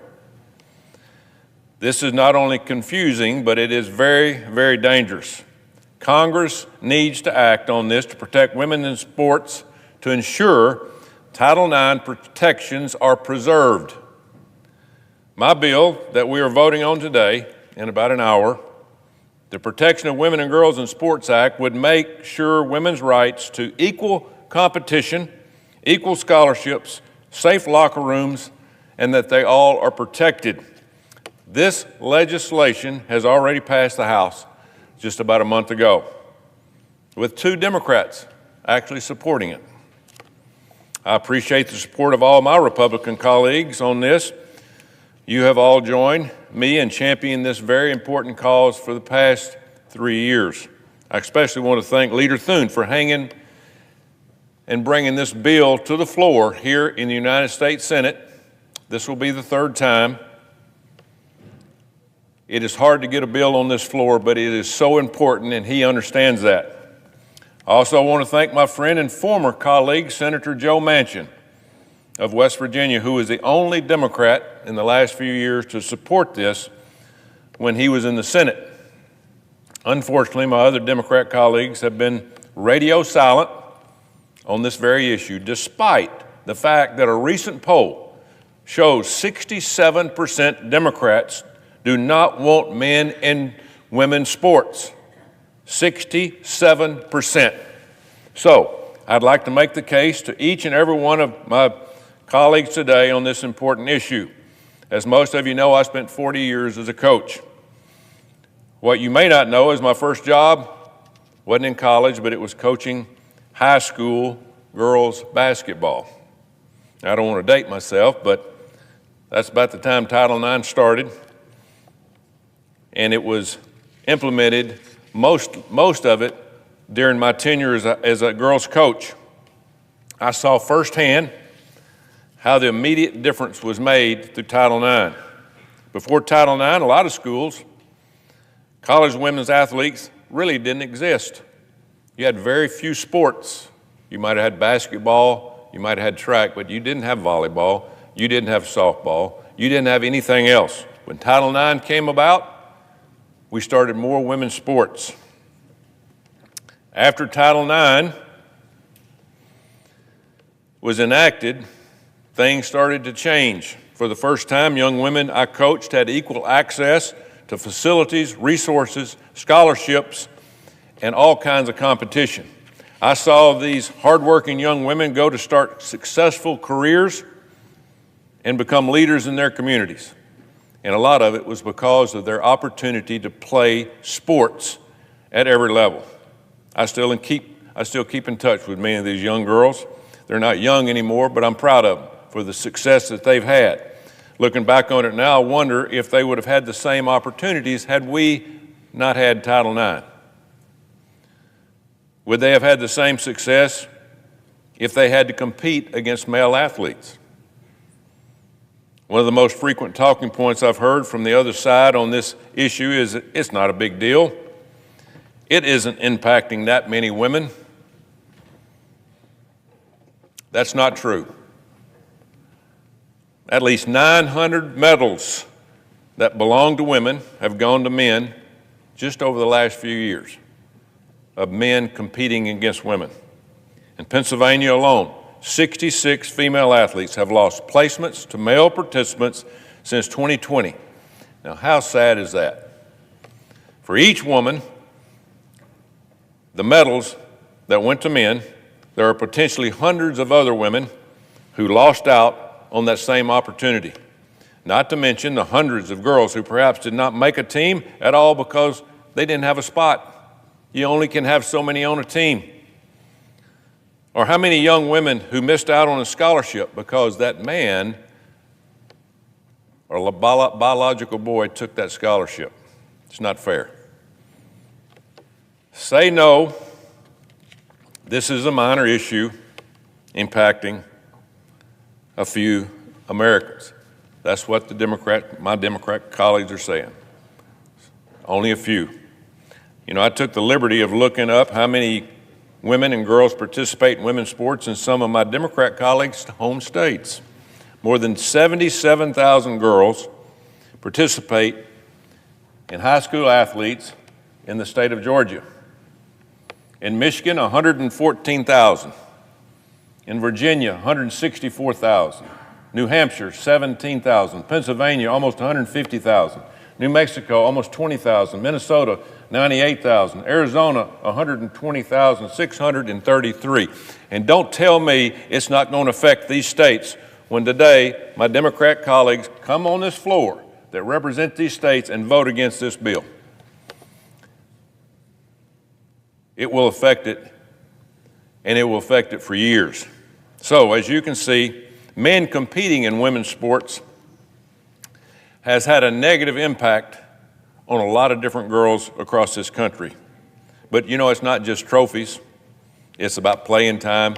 It's about learning and being on a team, learning how to win, learning how to lose. But again, going back to what I said earlier, there are entire high school teams that are women's teams that are nothing but transition biological boys.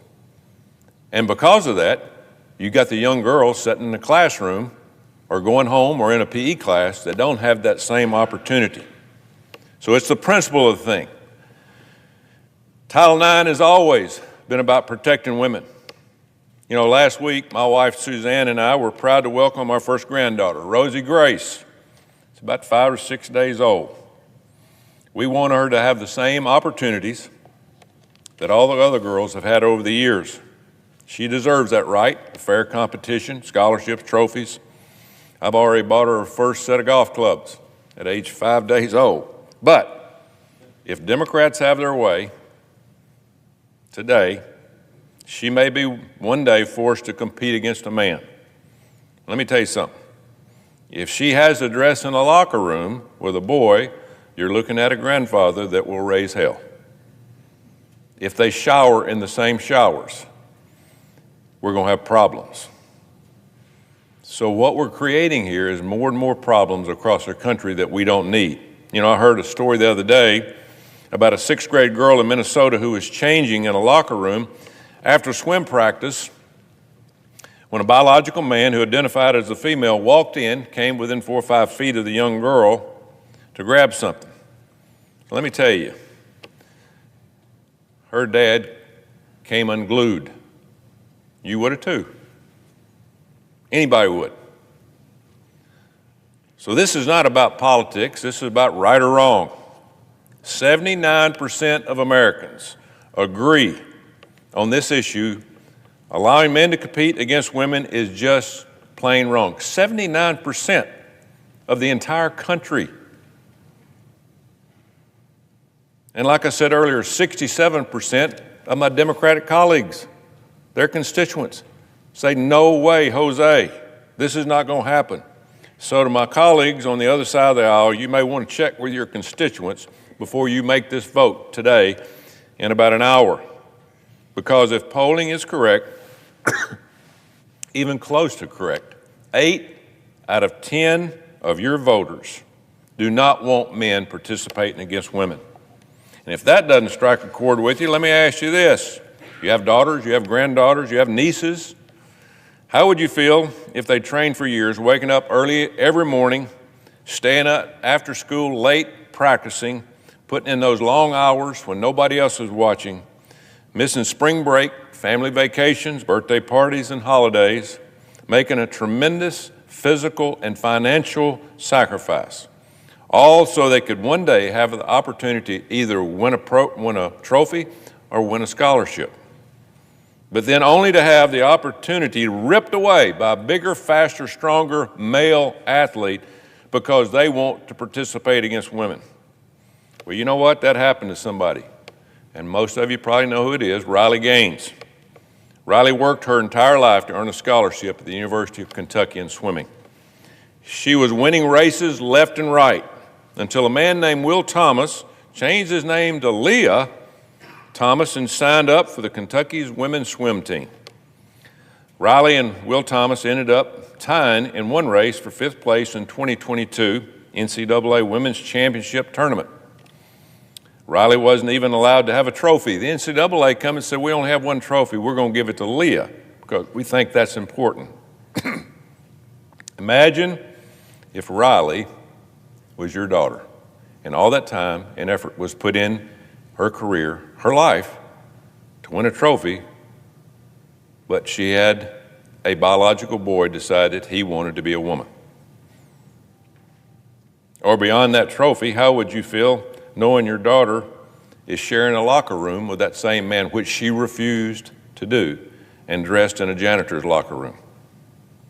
You know, I've heard from countless girls across the country who have described to me how men have joined their teams and proceeded to undress in front of them, much to their horror. One particular young woman, Paula Scanlon, who swam at the University of Pennsylvania, shared how being forced to be in a locker room with a male was particularly traumatizing for her, as she had already survived a sexual assault months earlier. It's just plain awful what we were doing to these young women. Plain awful. There's no common sense. So thanks to President Trump's executive order, the NCAA recently announced men will no longer be allowed to compete against women on the college level. While this is a step in the right direction, NCAA's rules still allow, to this day, NCAA changed their rules, but they still allow men, biological boys or men, to enjoy all the other benefits of being on a women's team, practicing, dressing in the locker rooms, showering, but they just can't compete in a game.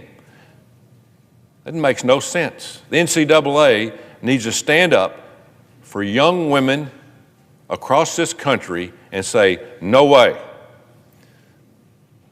It just makes no sense when we've made that rule. To fully protect women, Congress needs to pass legislation on this, as I said earlier. We got to pass it. It's the only way it's going to stop, because the people out there that have lost their mind are going to continue to force this to happen. The Protection of Women and Girls in Sports Act would prevent a school from receiving federal funding if it lets boys compete against women. That's the only way we can stop it. It also denies gender as male, or defines gender as male and female. What an idea, right? I've seen some of my colleagues on the left voice concerns about this type of language being hate speech.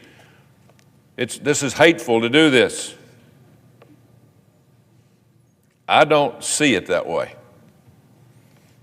What is hateful is allowing women scholarships and opportunities to be stripped away from their hard work and given to biological boys. I thought we left discrimination against women behind in this country decades ago, but I guess not, because here we are, 2025, hanging women and girls out to dry. Think about it. Are we going to sacrifice the rights of 50% of this country for the rights of a small few? I was deeply disturbed this summer to see the videos of men boxing against women in the Olympics. You know, when I was growing up, I was taught that, hey, you should never hit a girl. but I guess that's okay nowadays. One study found that males can punch 162% harder than females. Perhaps that's why you rarely hear about a woman competing in men's sports. It's not politically correct to say, but it's true. Someday, somebody is going to get seriously injured if we don't do something about this. It's unsafe and it's unfair, and it's downright wrong. I've heard from countless parents, students, teachers, and coaches all over the country about this issue. It is a huge topic. And I bet that my Democrat colleagues in blue states have heard the same questions, even if they won't admit it.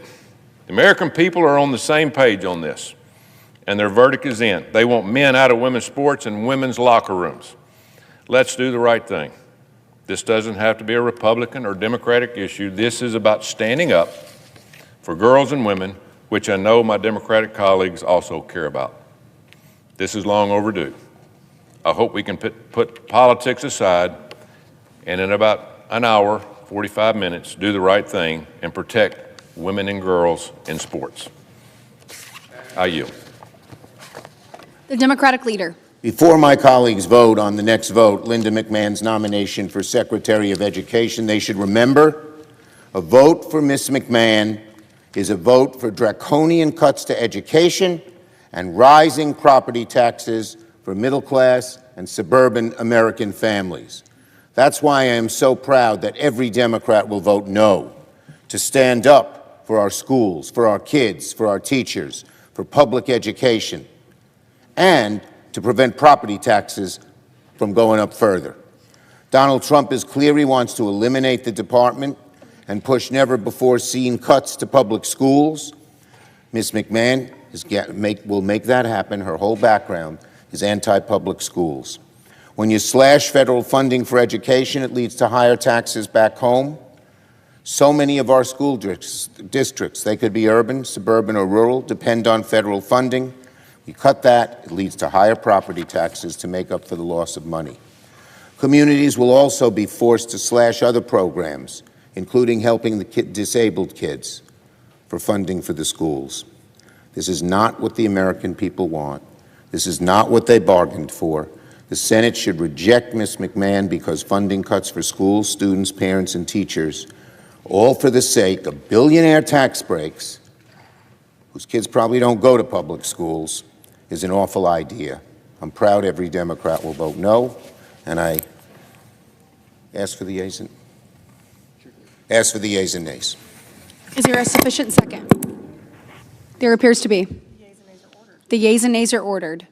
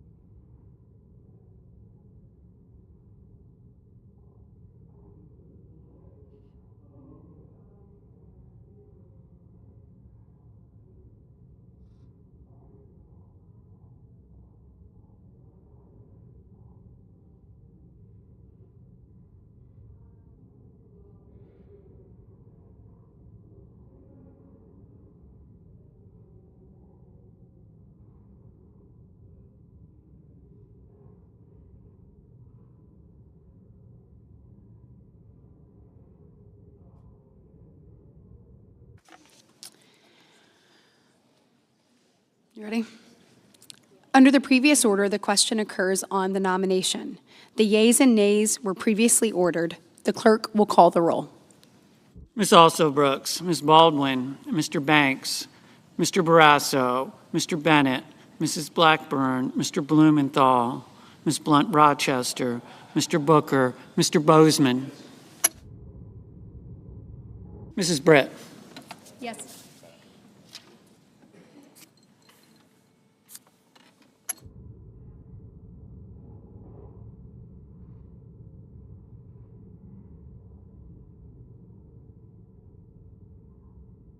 Mr. Budd.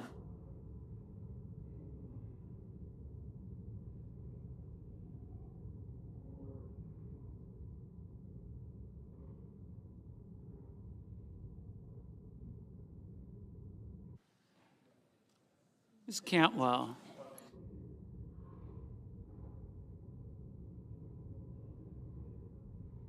Mrs. Capito.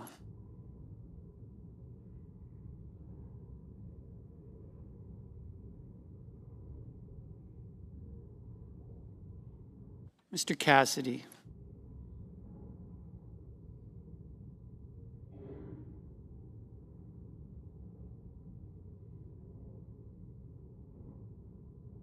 Ms. Collins.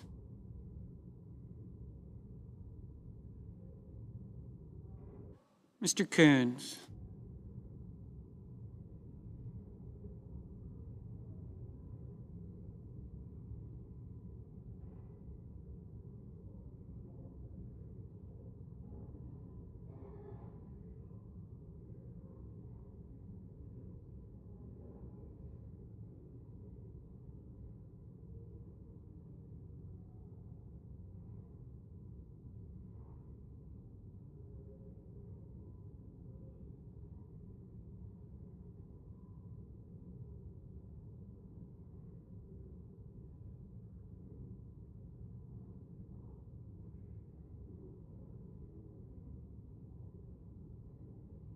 Mr. Cornyn.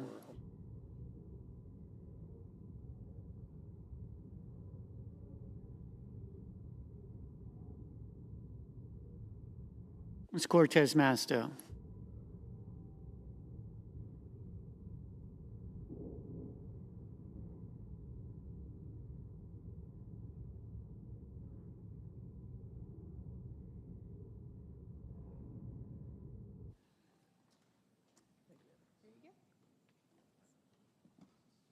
Mr. Cotton.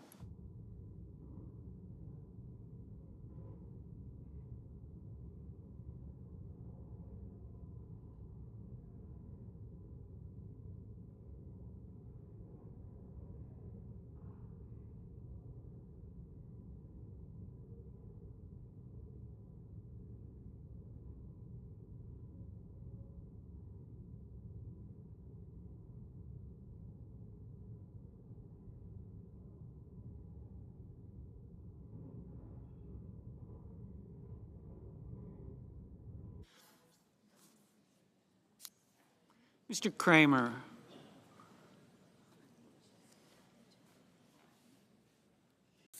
Mr. Crapo.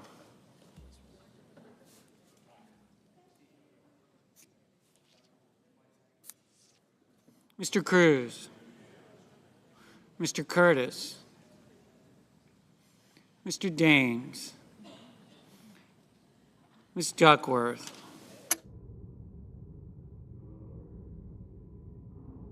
Mr. Durbin. Ms. Ernst. Mr. Fetterman.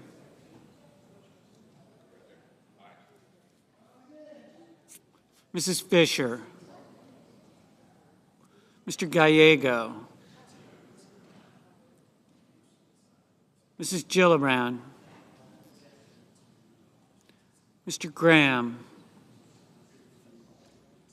Mr. Grassley.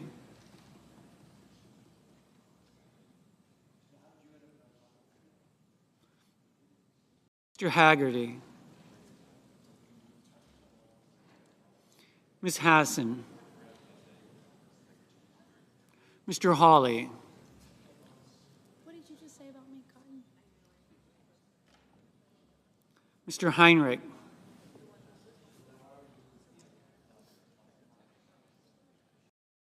Mr. Hickenlooper.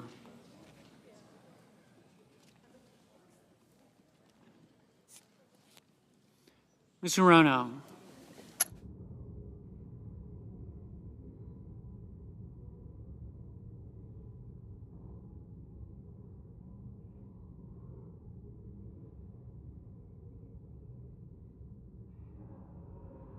Mr. Hoven. Mr. Husted. Mrs. Hyde-Smith. Mr. Johnson, Mr. Justice,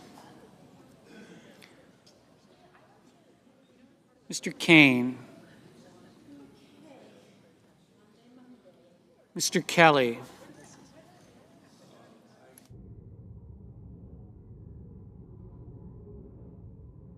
Mr. Kennedy,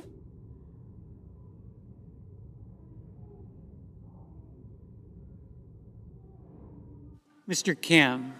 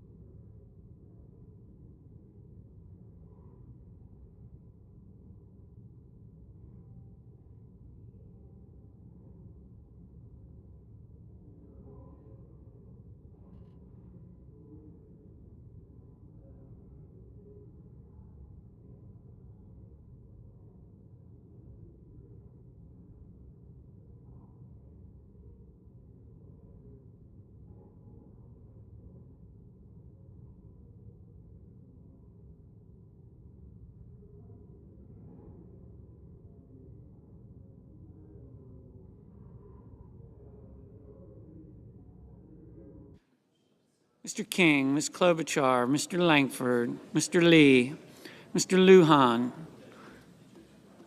Ms. Lummis, Mr. Markey, Mr. Marshall,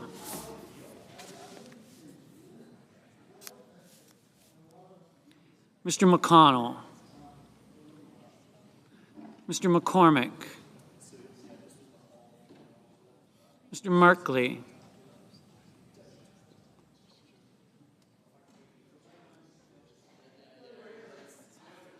Mrs. Moody, Mr. Moran, Mr. Moreno, Mr. Mullen,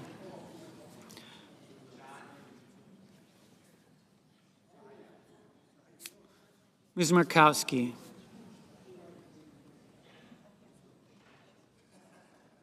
Mr. Murphy, Mrs. Murray, Mr. Ossoff, Mr. Padilla, Mr. Paul, Mr. Peters, Mr. Reed,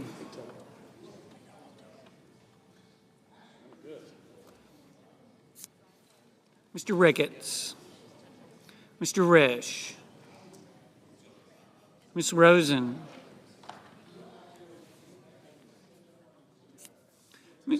Mr. Rounds, Mr. Sanders, Mr. Schatz, Mr. Schiff, Mr. Schmidt, Mr. Schumer, Mr. Scott of Florida, Mr. Scott of South Carolina, Mrs. Shaheen, Mr. Sheehy, Ms. Slotkin,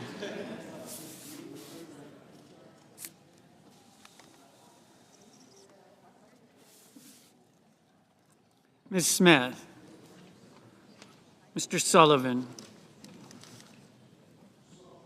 Mr. Thune, Mr. Tillis,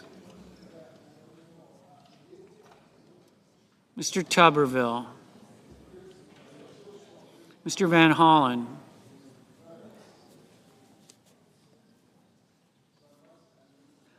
Mr. Warner, Mr. Warnock, Ms. Warren, Mr. Welch, Mr. Whitehouse, Mr. Wicker, Mr. Wyden, Mr. Young.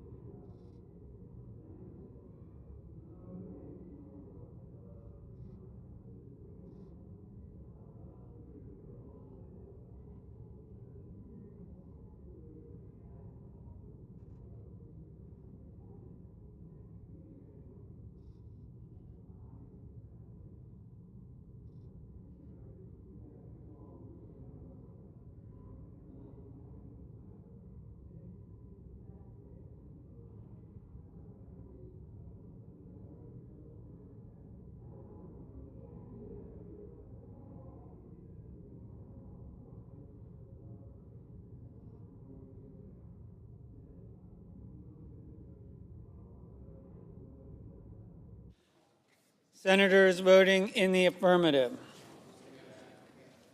Barrasso, Blackburn, Bozeman, Britt, Cornyn, Cotton, Kramer, Crapo, Daines, Grassley, Hyde-Smith, Justice, Langford, Marshall, Moody, Murkowski, Paul, Ricketts, Scott of Florida, Scott of South Carolina, Sheehy, Tillis. Senators voting in the negative: Duckworth, Kane, Merkley, Rosen, Shaheen, Van Hollen, Wyden.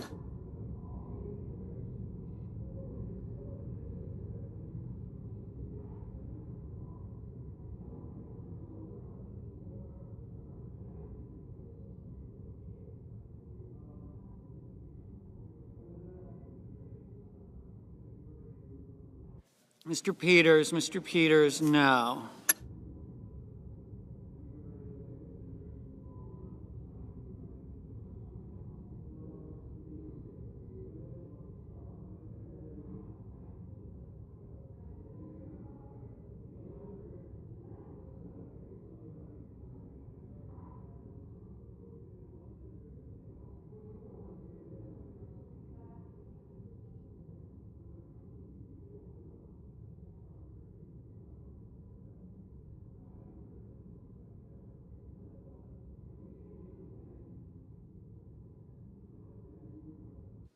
Mr.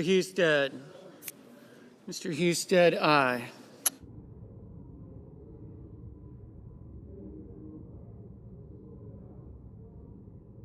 Mr. Mullen, aye.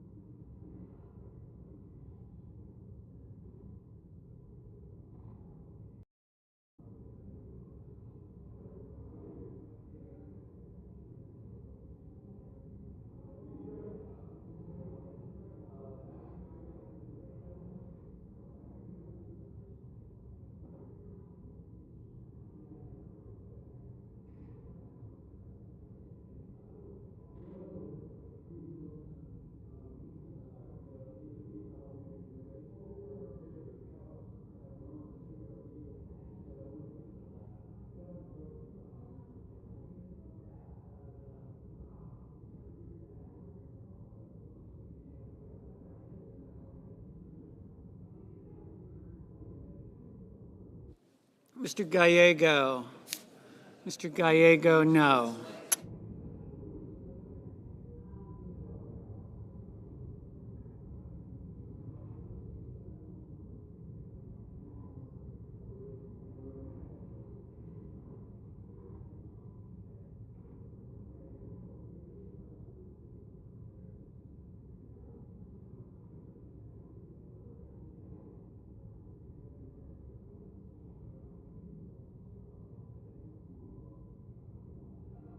Mr. Kim, no.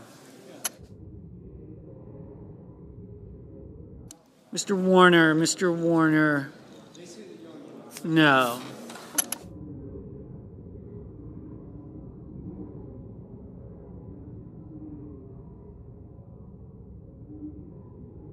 Mr. Warnock, no.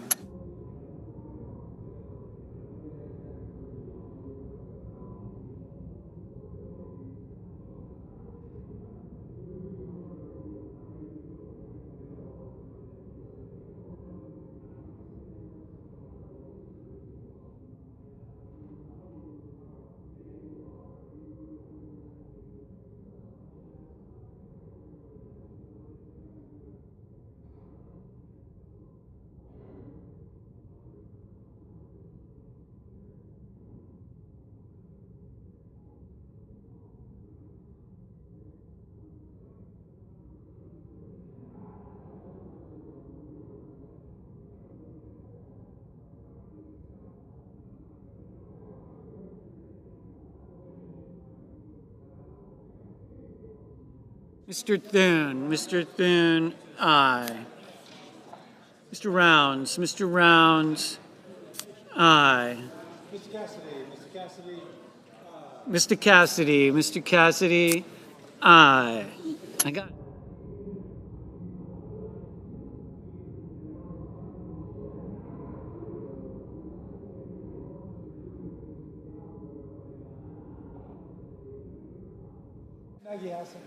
Ms. Hassan, no.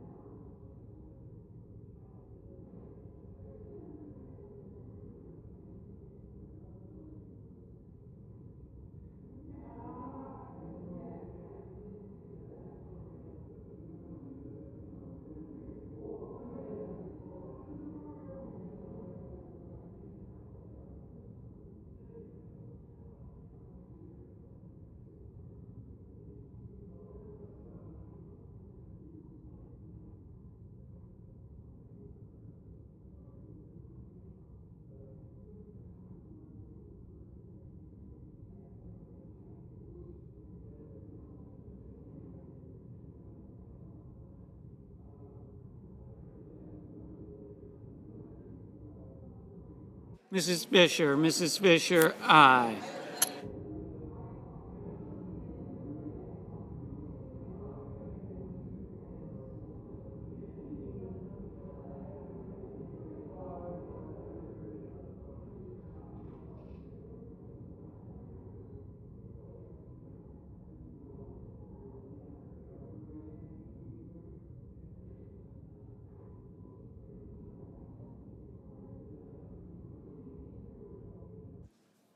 Mr. Curtis, aye.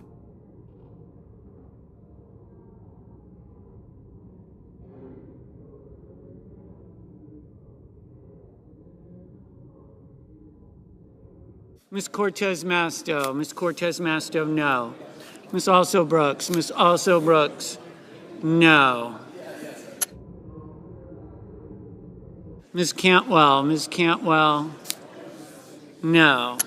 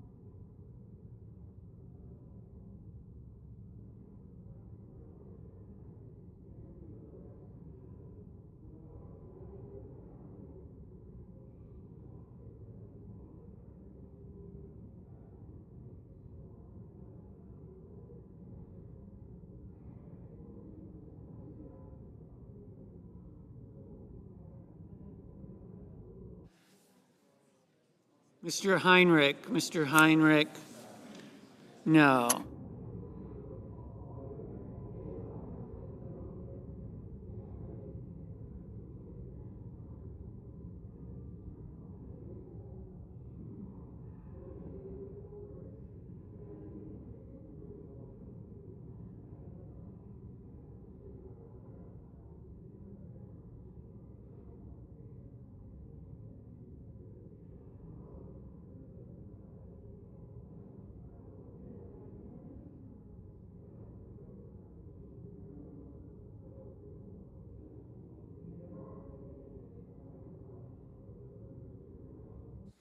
Mr. McCormick, aye.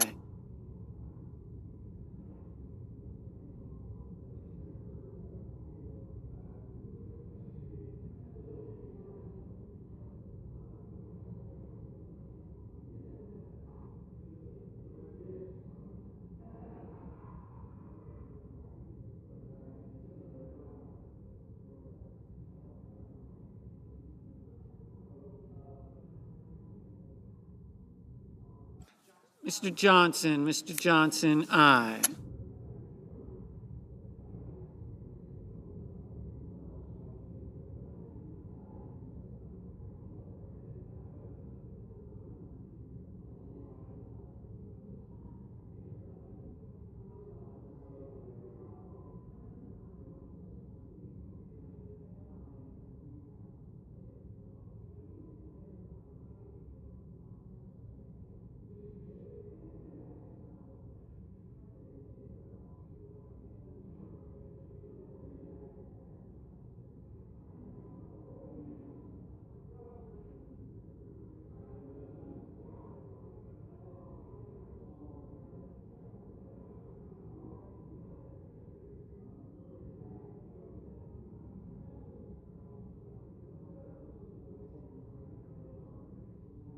Ms. Collins, aye.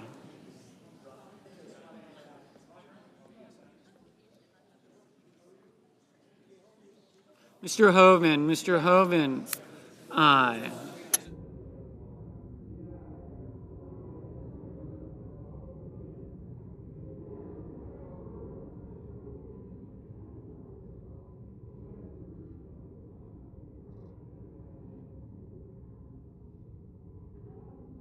Mr. Kelly, no. Mr. Wicker, aye. Mr. Budd, aye.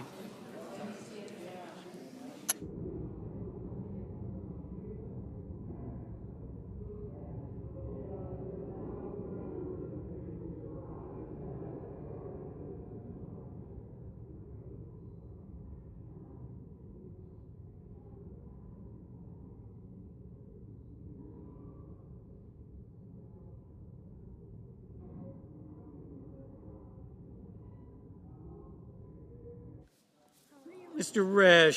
Risch, aye. Yes.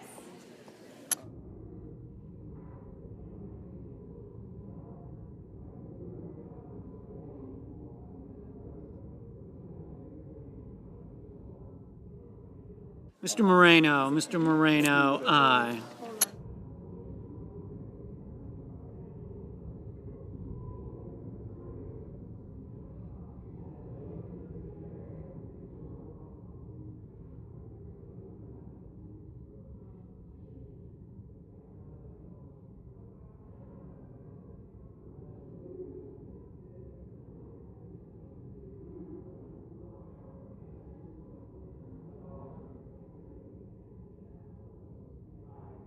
Mr. Lee, aye.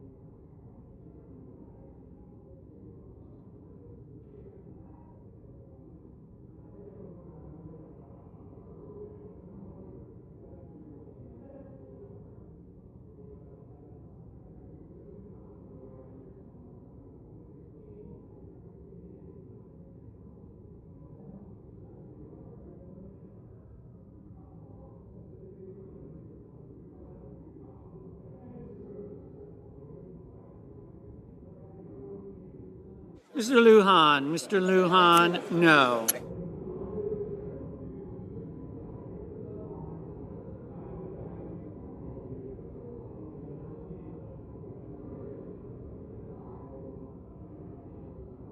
Mr. Schmidt. Mr. Schmidt, aye.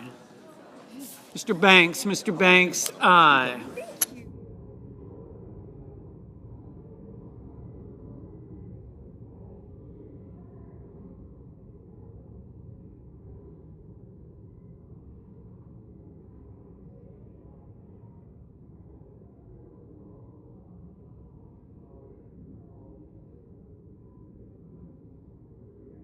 Mr. Reed, no.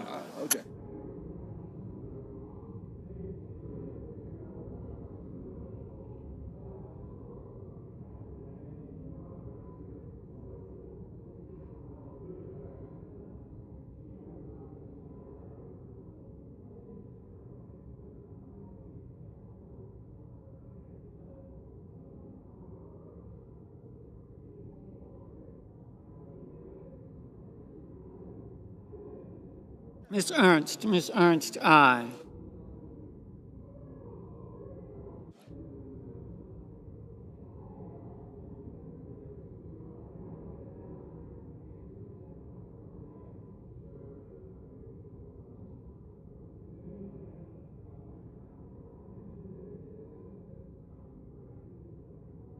Mr. Hawley, aye. Mr. Coons, no.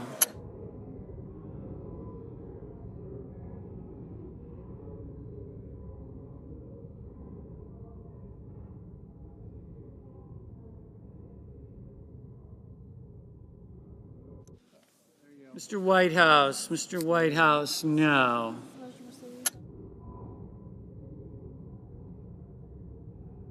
Mr. Betterman, no.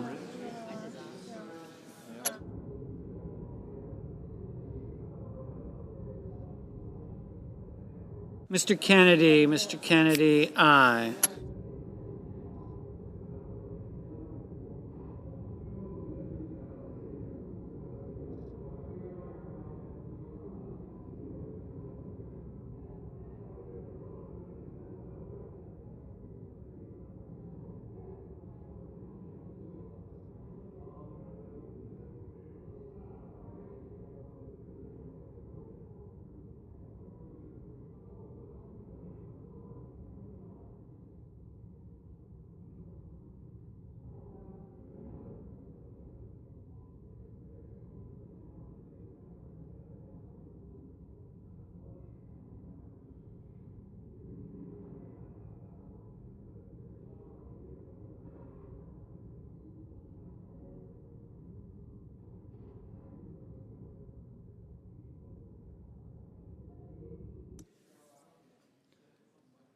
Mr. King, no.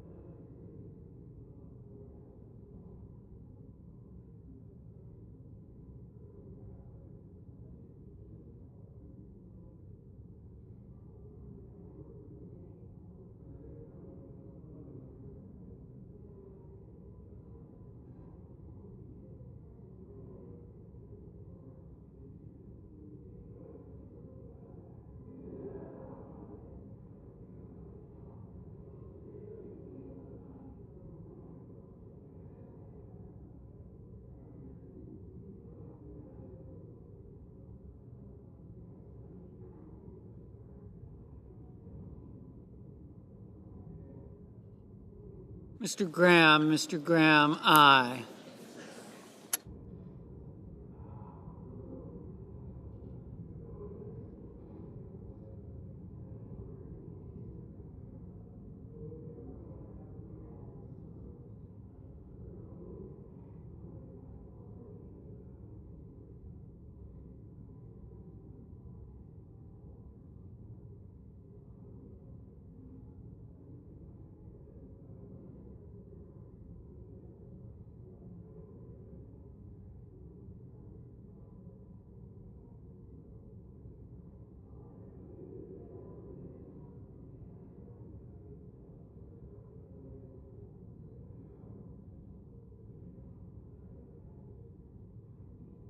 Mr. Ossoff, no.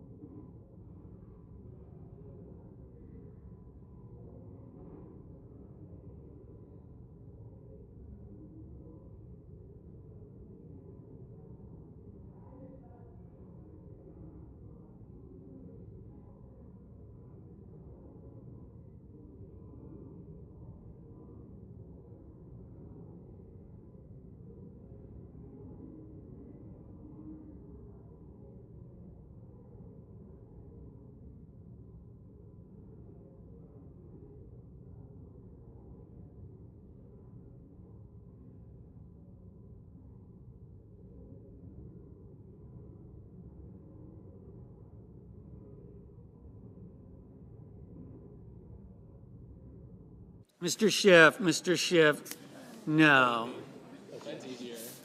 Ms. Blunt Rochester, no.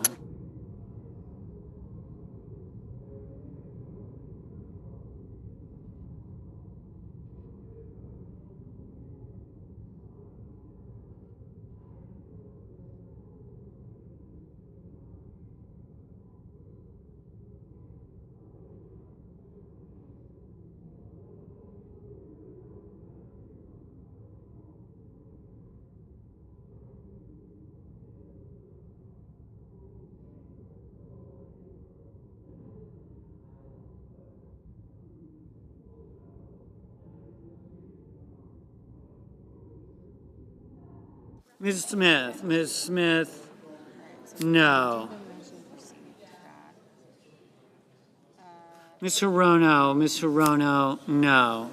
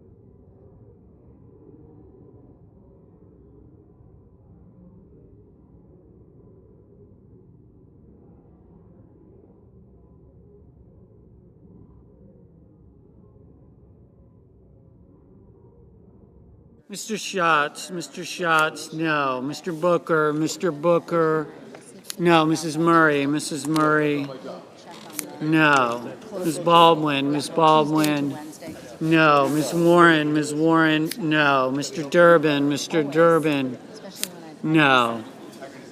Mr. Haggerty, aye.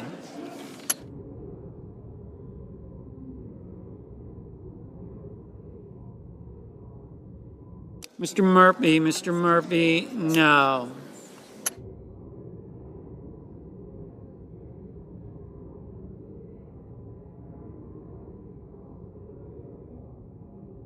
Mr. Schumer, no.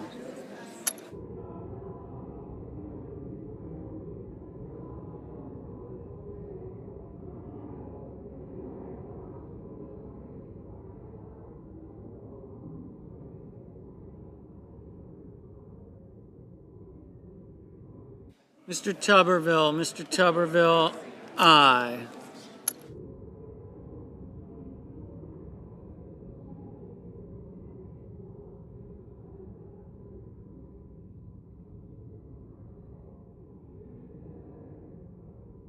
Mr. Sanders, no.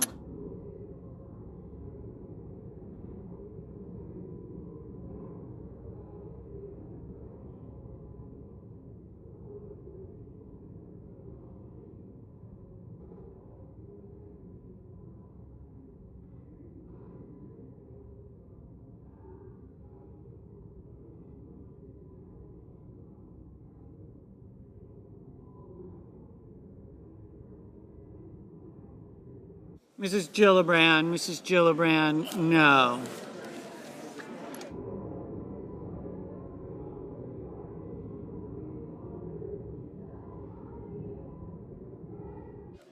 Mr. Blumenthal, no.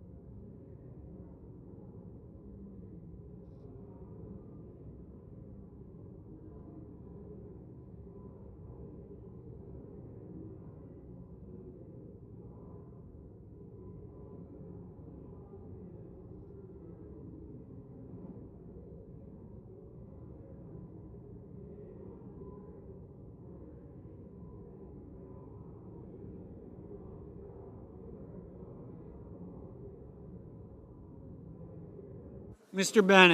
Bennett, no. Mr. Moran, aye.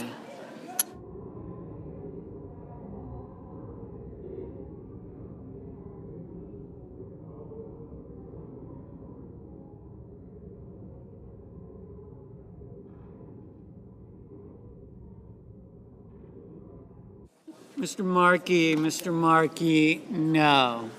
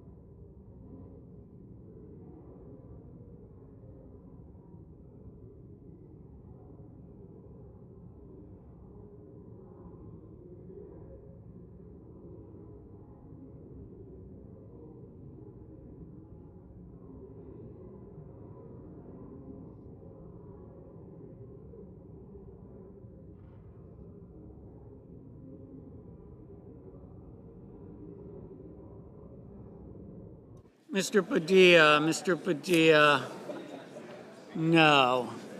Mr. Cruz, aye.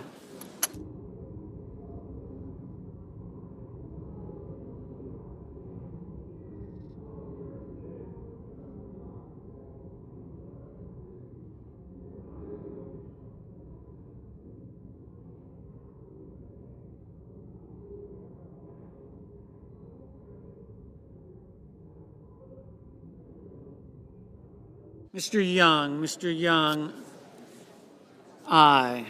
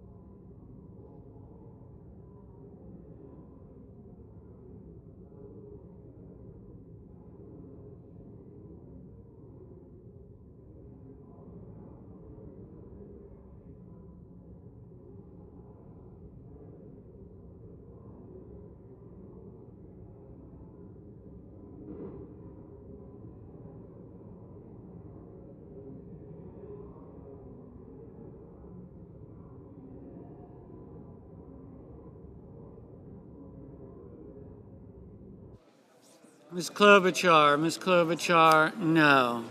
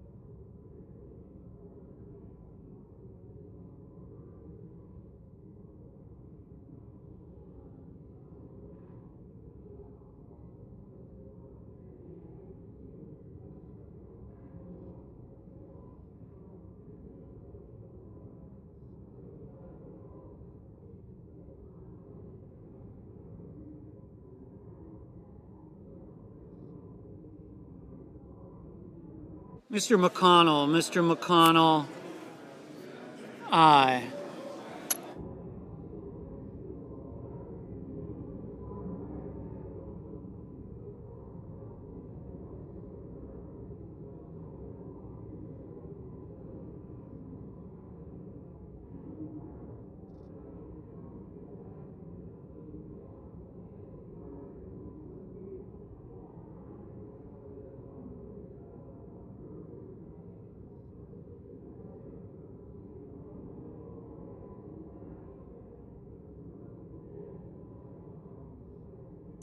Mr. Hickenlooper, no.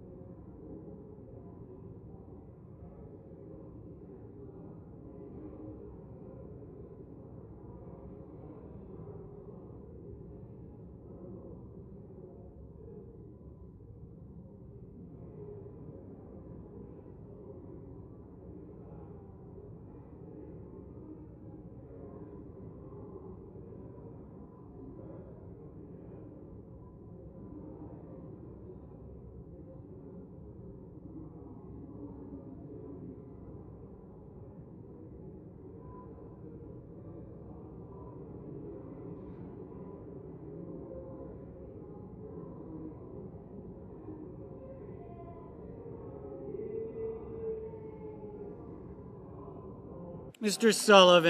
Sullivan, aye.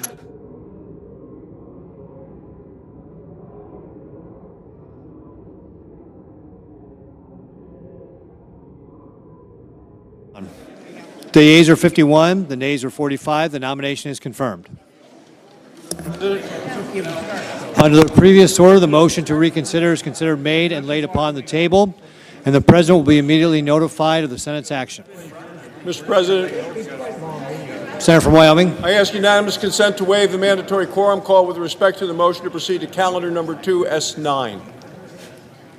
Without objection.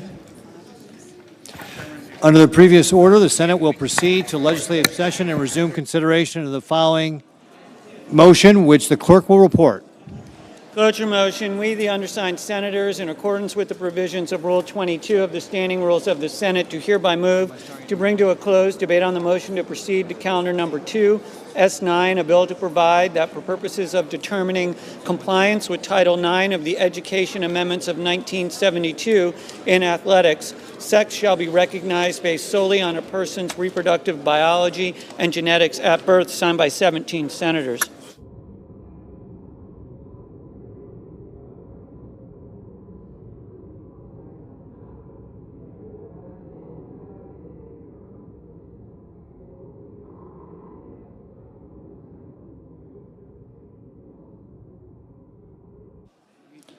The clerk will report the motion to invoke cloture.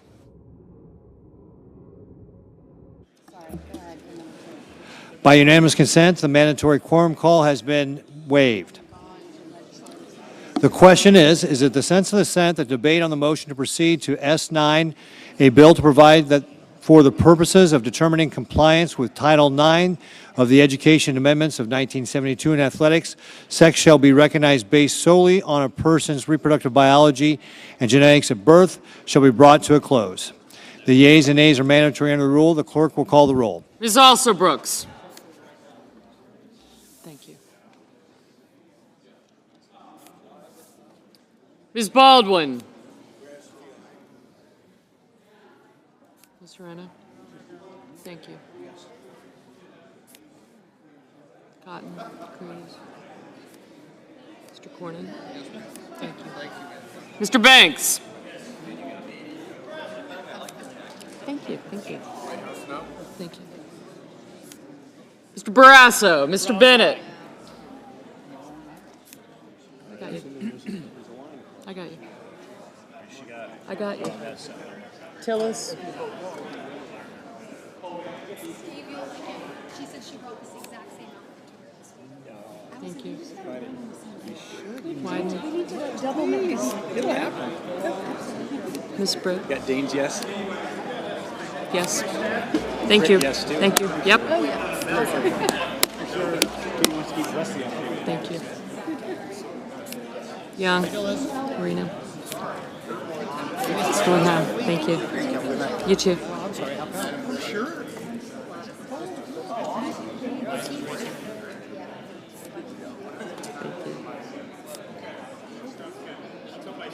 Mrs. Blackburn. Frankfurt's an aye, and Lindsay is at the door of the cloakroom. Thank you.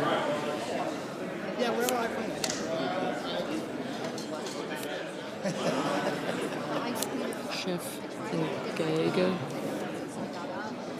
I got you.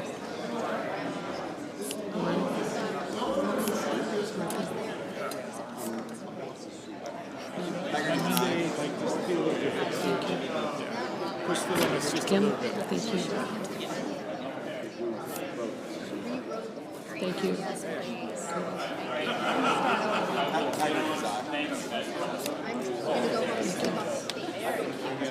Thank you very much. Thank you.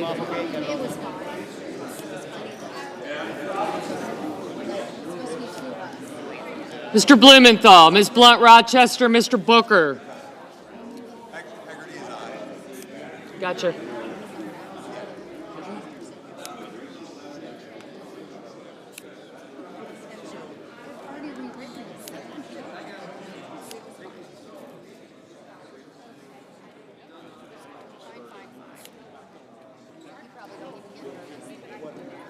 Mr. Bozeman, Mrs. Britt.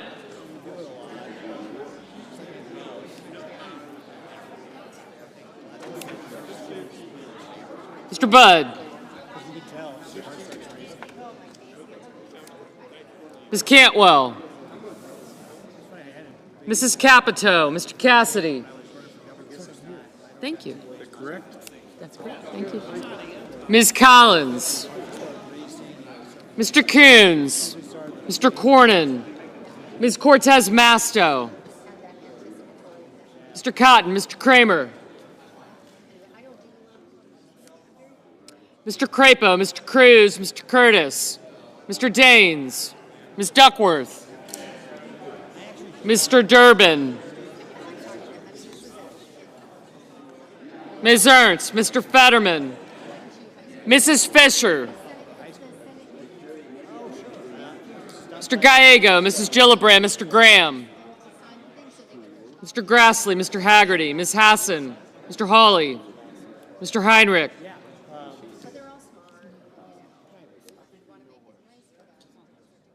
Mr. Hickenlooper, Ms. Hirono, Mr. Hoven,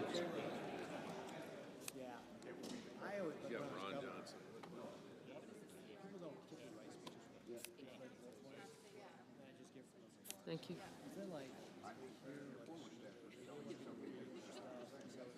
Mr. Husted, Mrs. Hyde-Smith, Mr. Johnson, Mr. Justice, Mr. Kane, Mr. Kelly, Mr. Kennedy, Mr. Kim, Mr. King,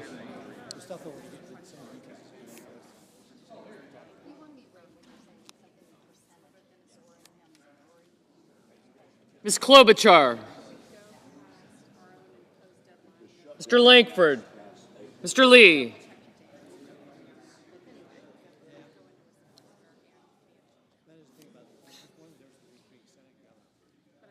Mr. Lujan, Ms. Lummis, Mr. Markey, Mr. Marshall, Mr. McConnell, Mr. McCormick, Mr. Merkley,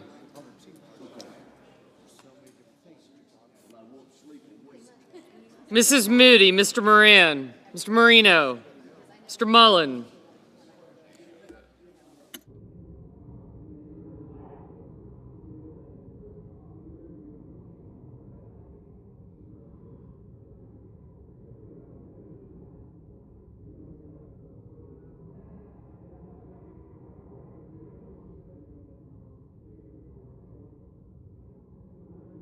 Ms. Murkowski,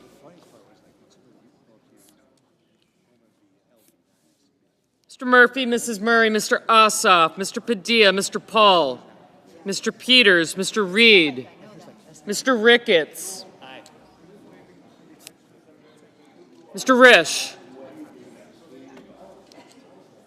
Ms. Rosen, Mr. Rounds, Mr. Sanders, Mr. Schatz, Mr. Schiff, Mr. Schmidt, Mr. Schumer, Mr. Scott of Florida, Mr. Scott of South Carolina, Mrs. Shaheen, Mr. Sheehy. Thanks. Yeah. Ms. Slotkin, Ms. Smith, Mr. Sullivan, Mr. Thune, Mr. Tillis, Mr. Tuberville, Mr. Van Hollen, Mr. Warner, Mr. Warnock, Ms. Warren, Mr. Welch, Mr. Whitehouse, Mr. Wicker, Mr. Wyden, Mr. Young.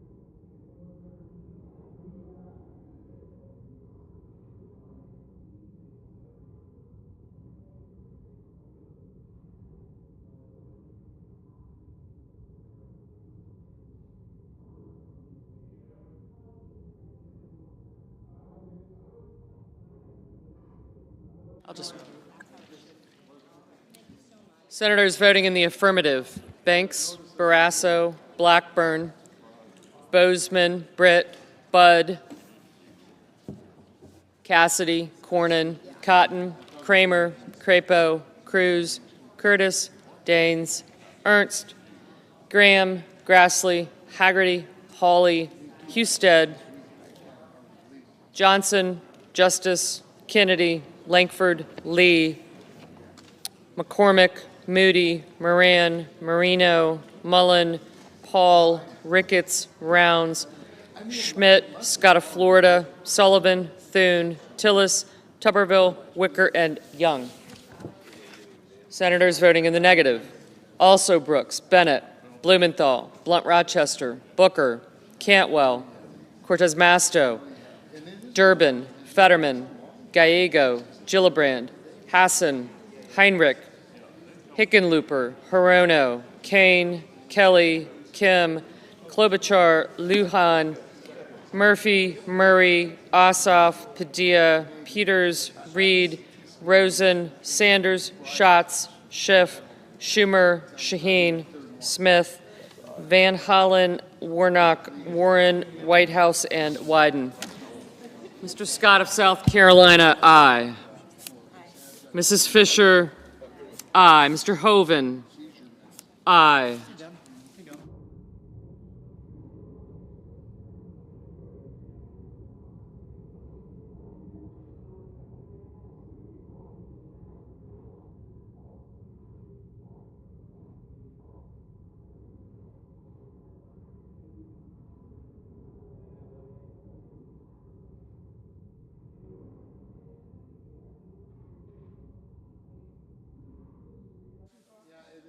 Mr. King, no.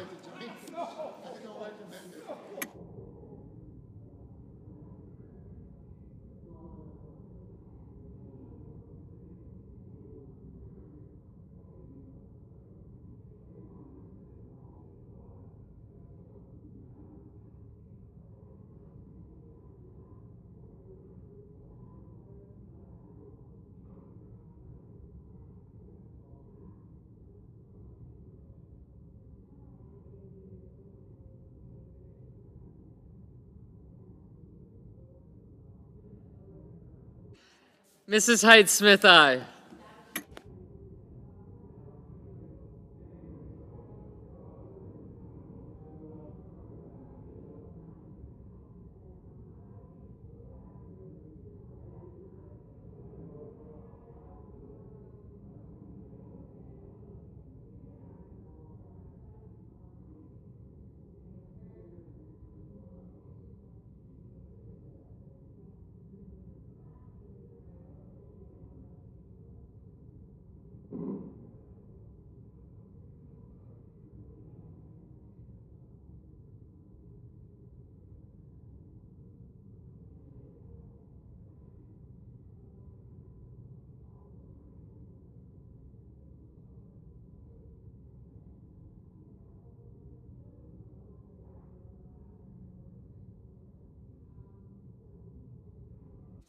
Mr. McConnell, aye.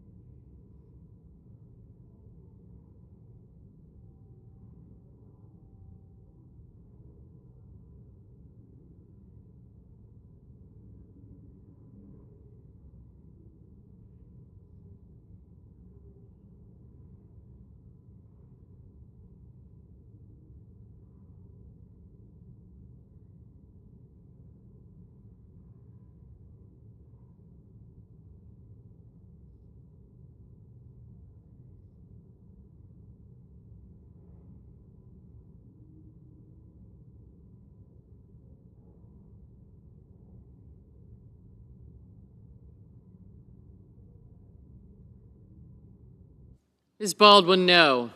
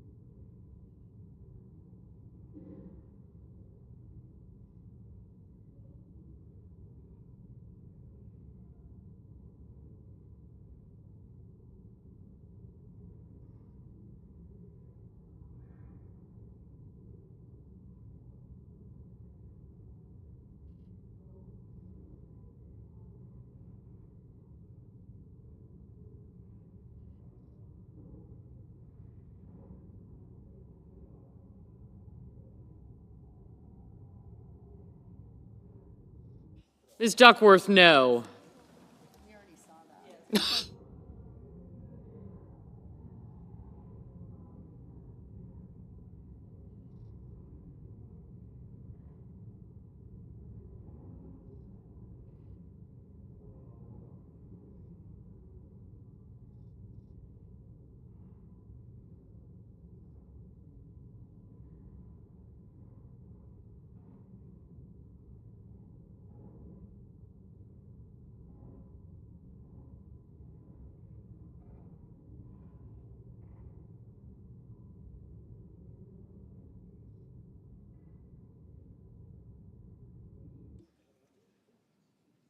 Mr. Risch, aye.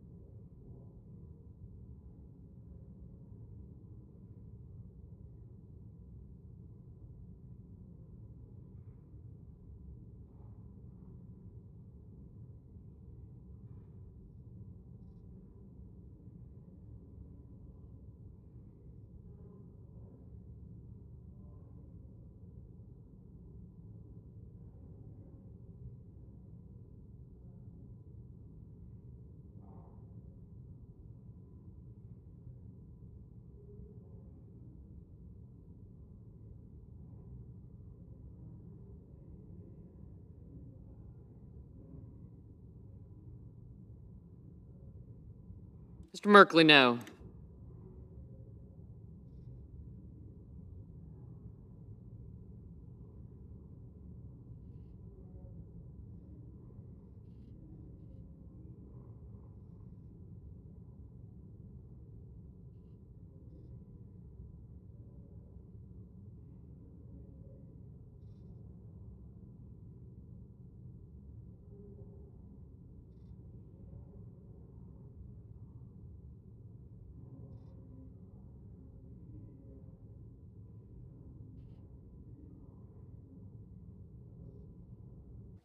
Mr. Marshall, aye.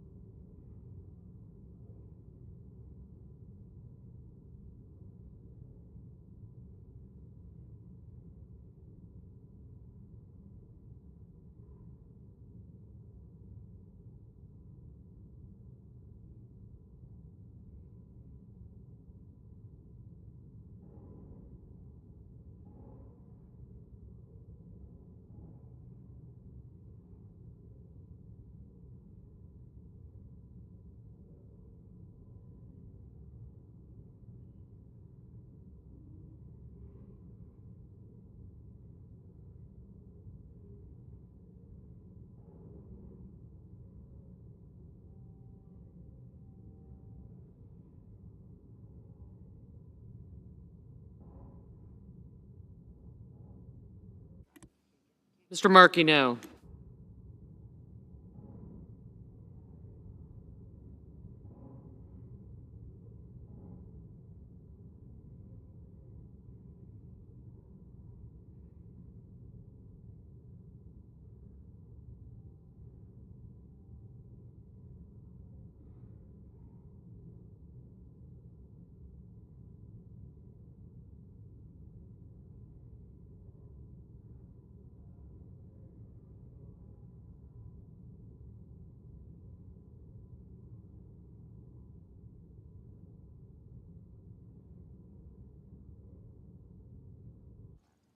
Mr. Coons, no.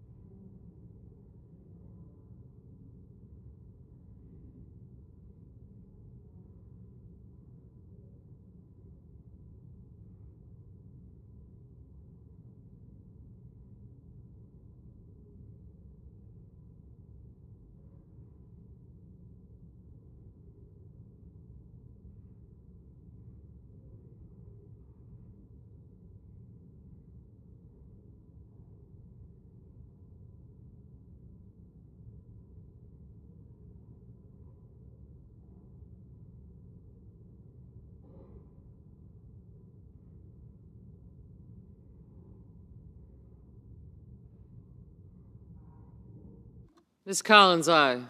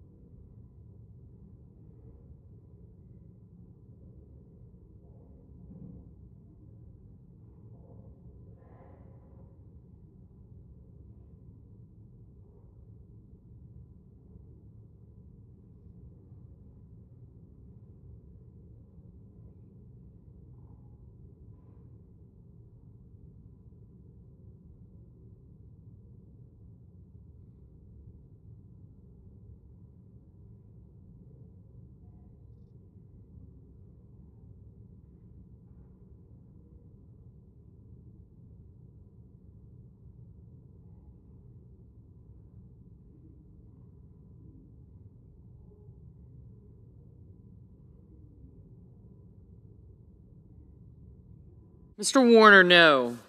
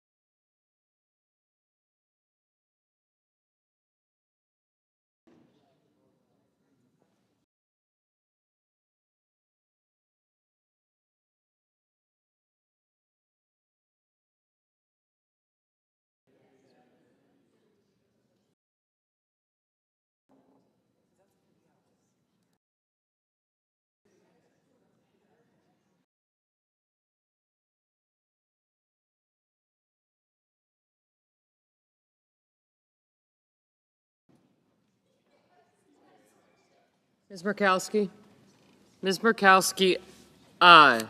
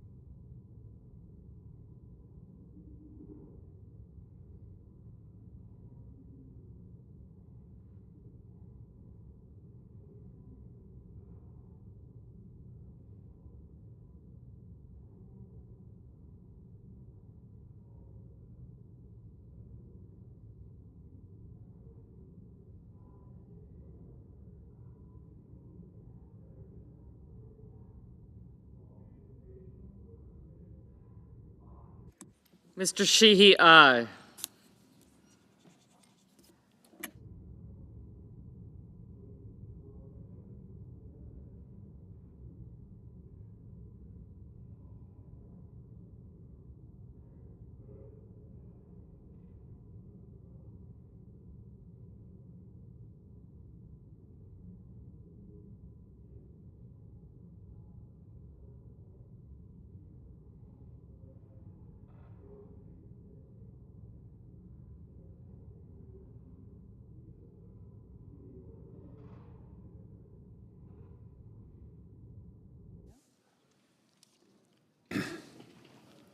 On this vote, the yeas are 51 and the nays are 45. 3/5 of the senators duly chosen and sworn not having voted in the affirmative, the motion is not agreed to.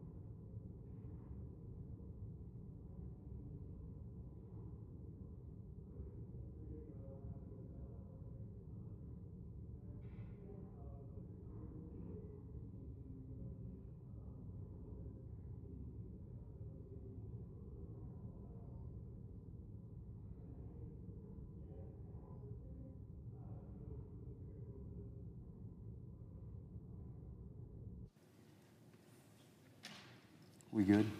Oops.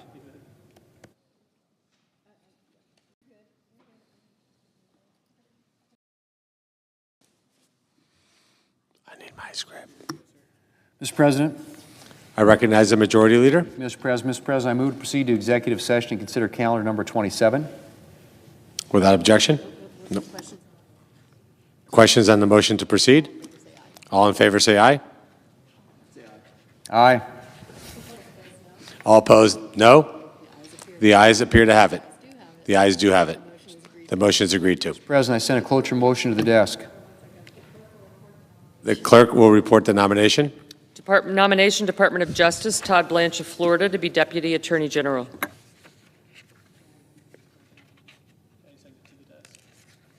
Mr. President, I ask, no. Send a cloture motion to the desk. The clerk will report the cloture motion. Cloture motion, we, the undersigned senators, in accordance with the provisions of Rule 22 of the Standing Rules of the Senate, do hereby move to bring to a close debate on the nomination of Todd Blanche of Florida to be Deputy Attorney General, signed by 17 senators as follows. Mr. President, I ask consent the reading of the names be waived. Without objection. And I ask unanimous consent that the Senate resume legislative session and be in a period of morning business with senators permitted to speak therein for up to 10 minutes each.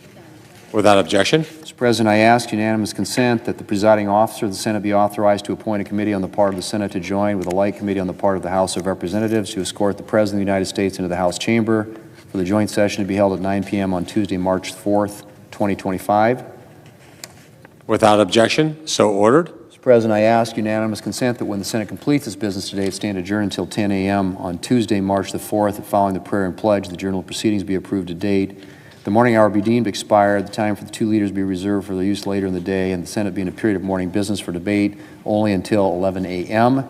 Finally, the Senate recess from 12:30 p.m. until 2:15 p.m. to allow for the weekly conference meetings, and that if the motion is agreed to on the motion to proceed to calendar number 11, S.J. Res. 3, all time during recess count equally between the proponents and opponents. Without objection, so ordered. Mr. President, for the information of all senators, senators should expect a vote to proceed to Senator Cruz's CRA at 11 a.m. tomorrow. And if there's not any further business to come before the Senate, I ask that it stand adjourned under the previous order. The Senate stands adjourned until 10 a.m. tomorrow.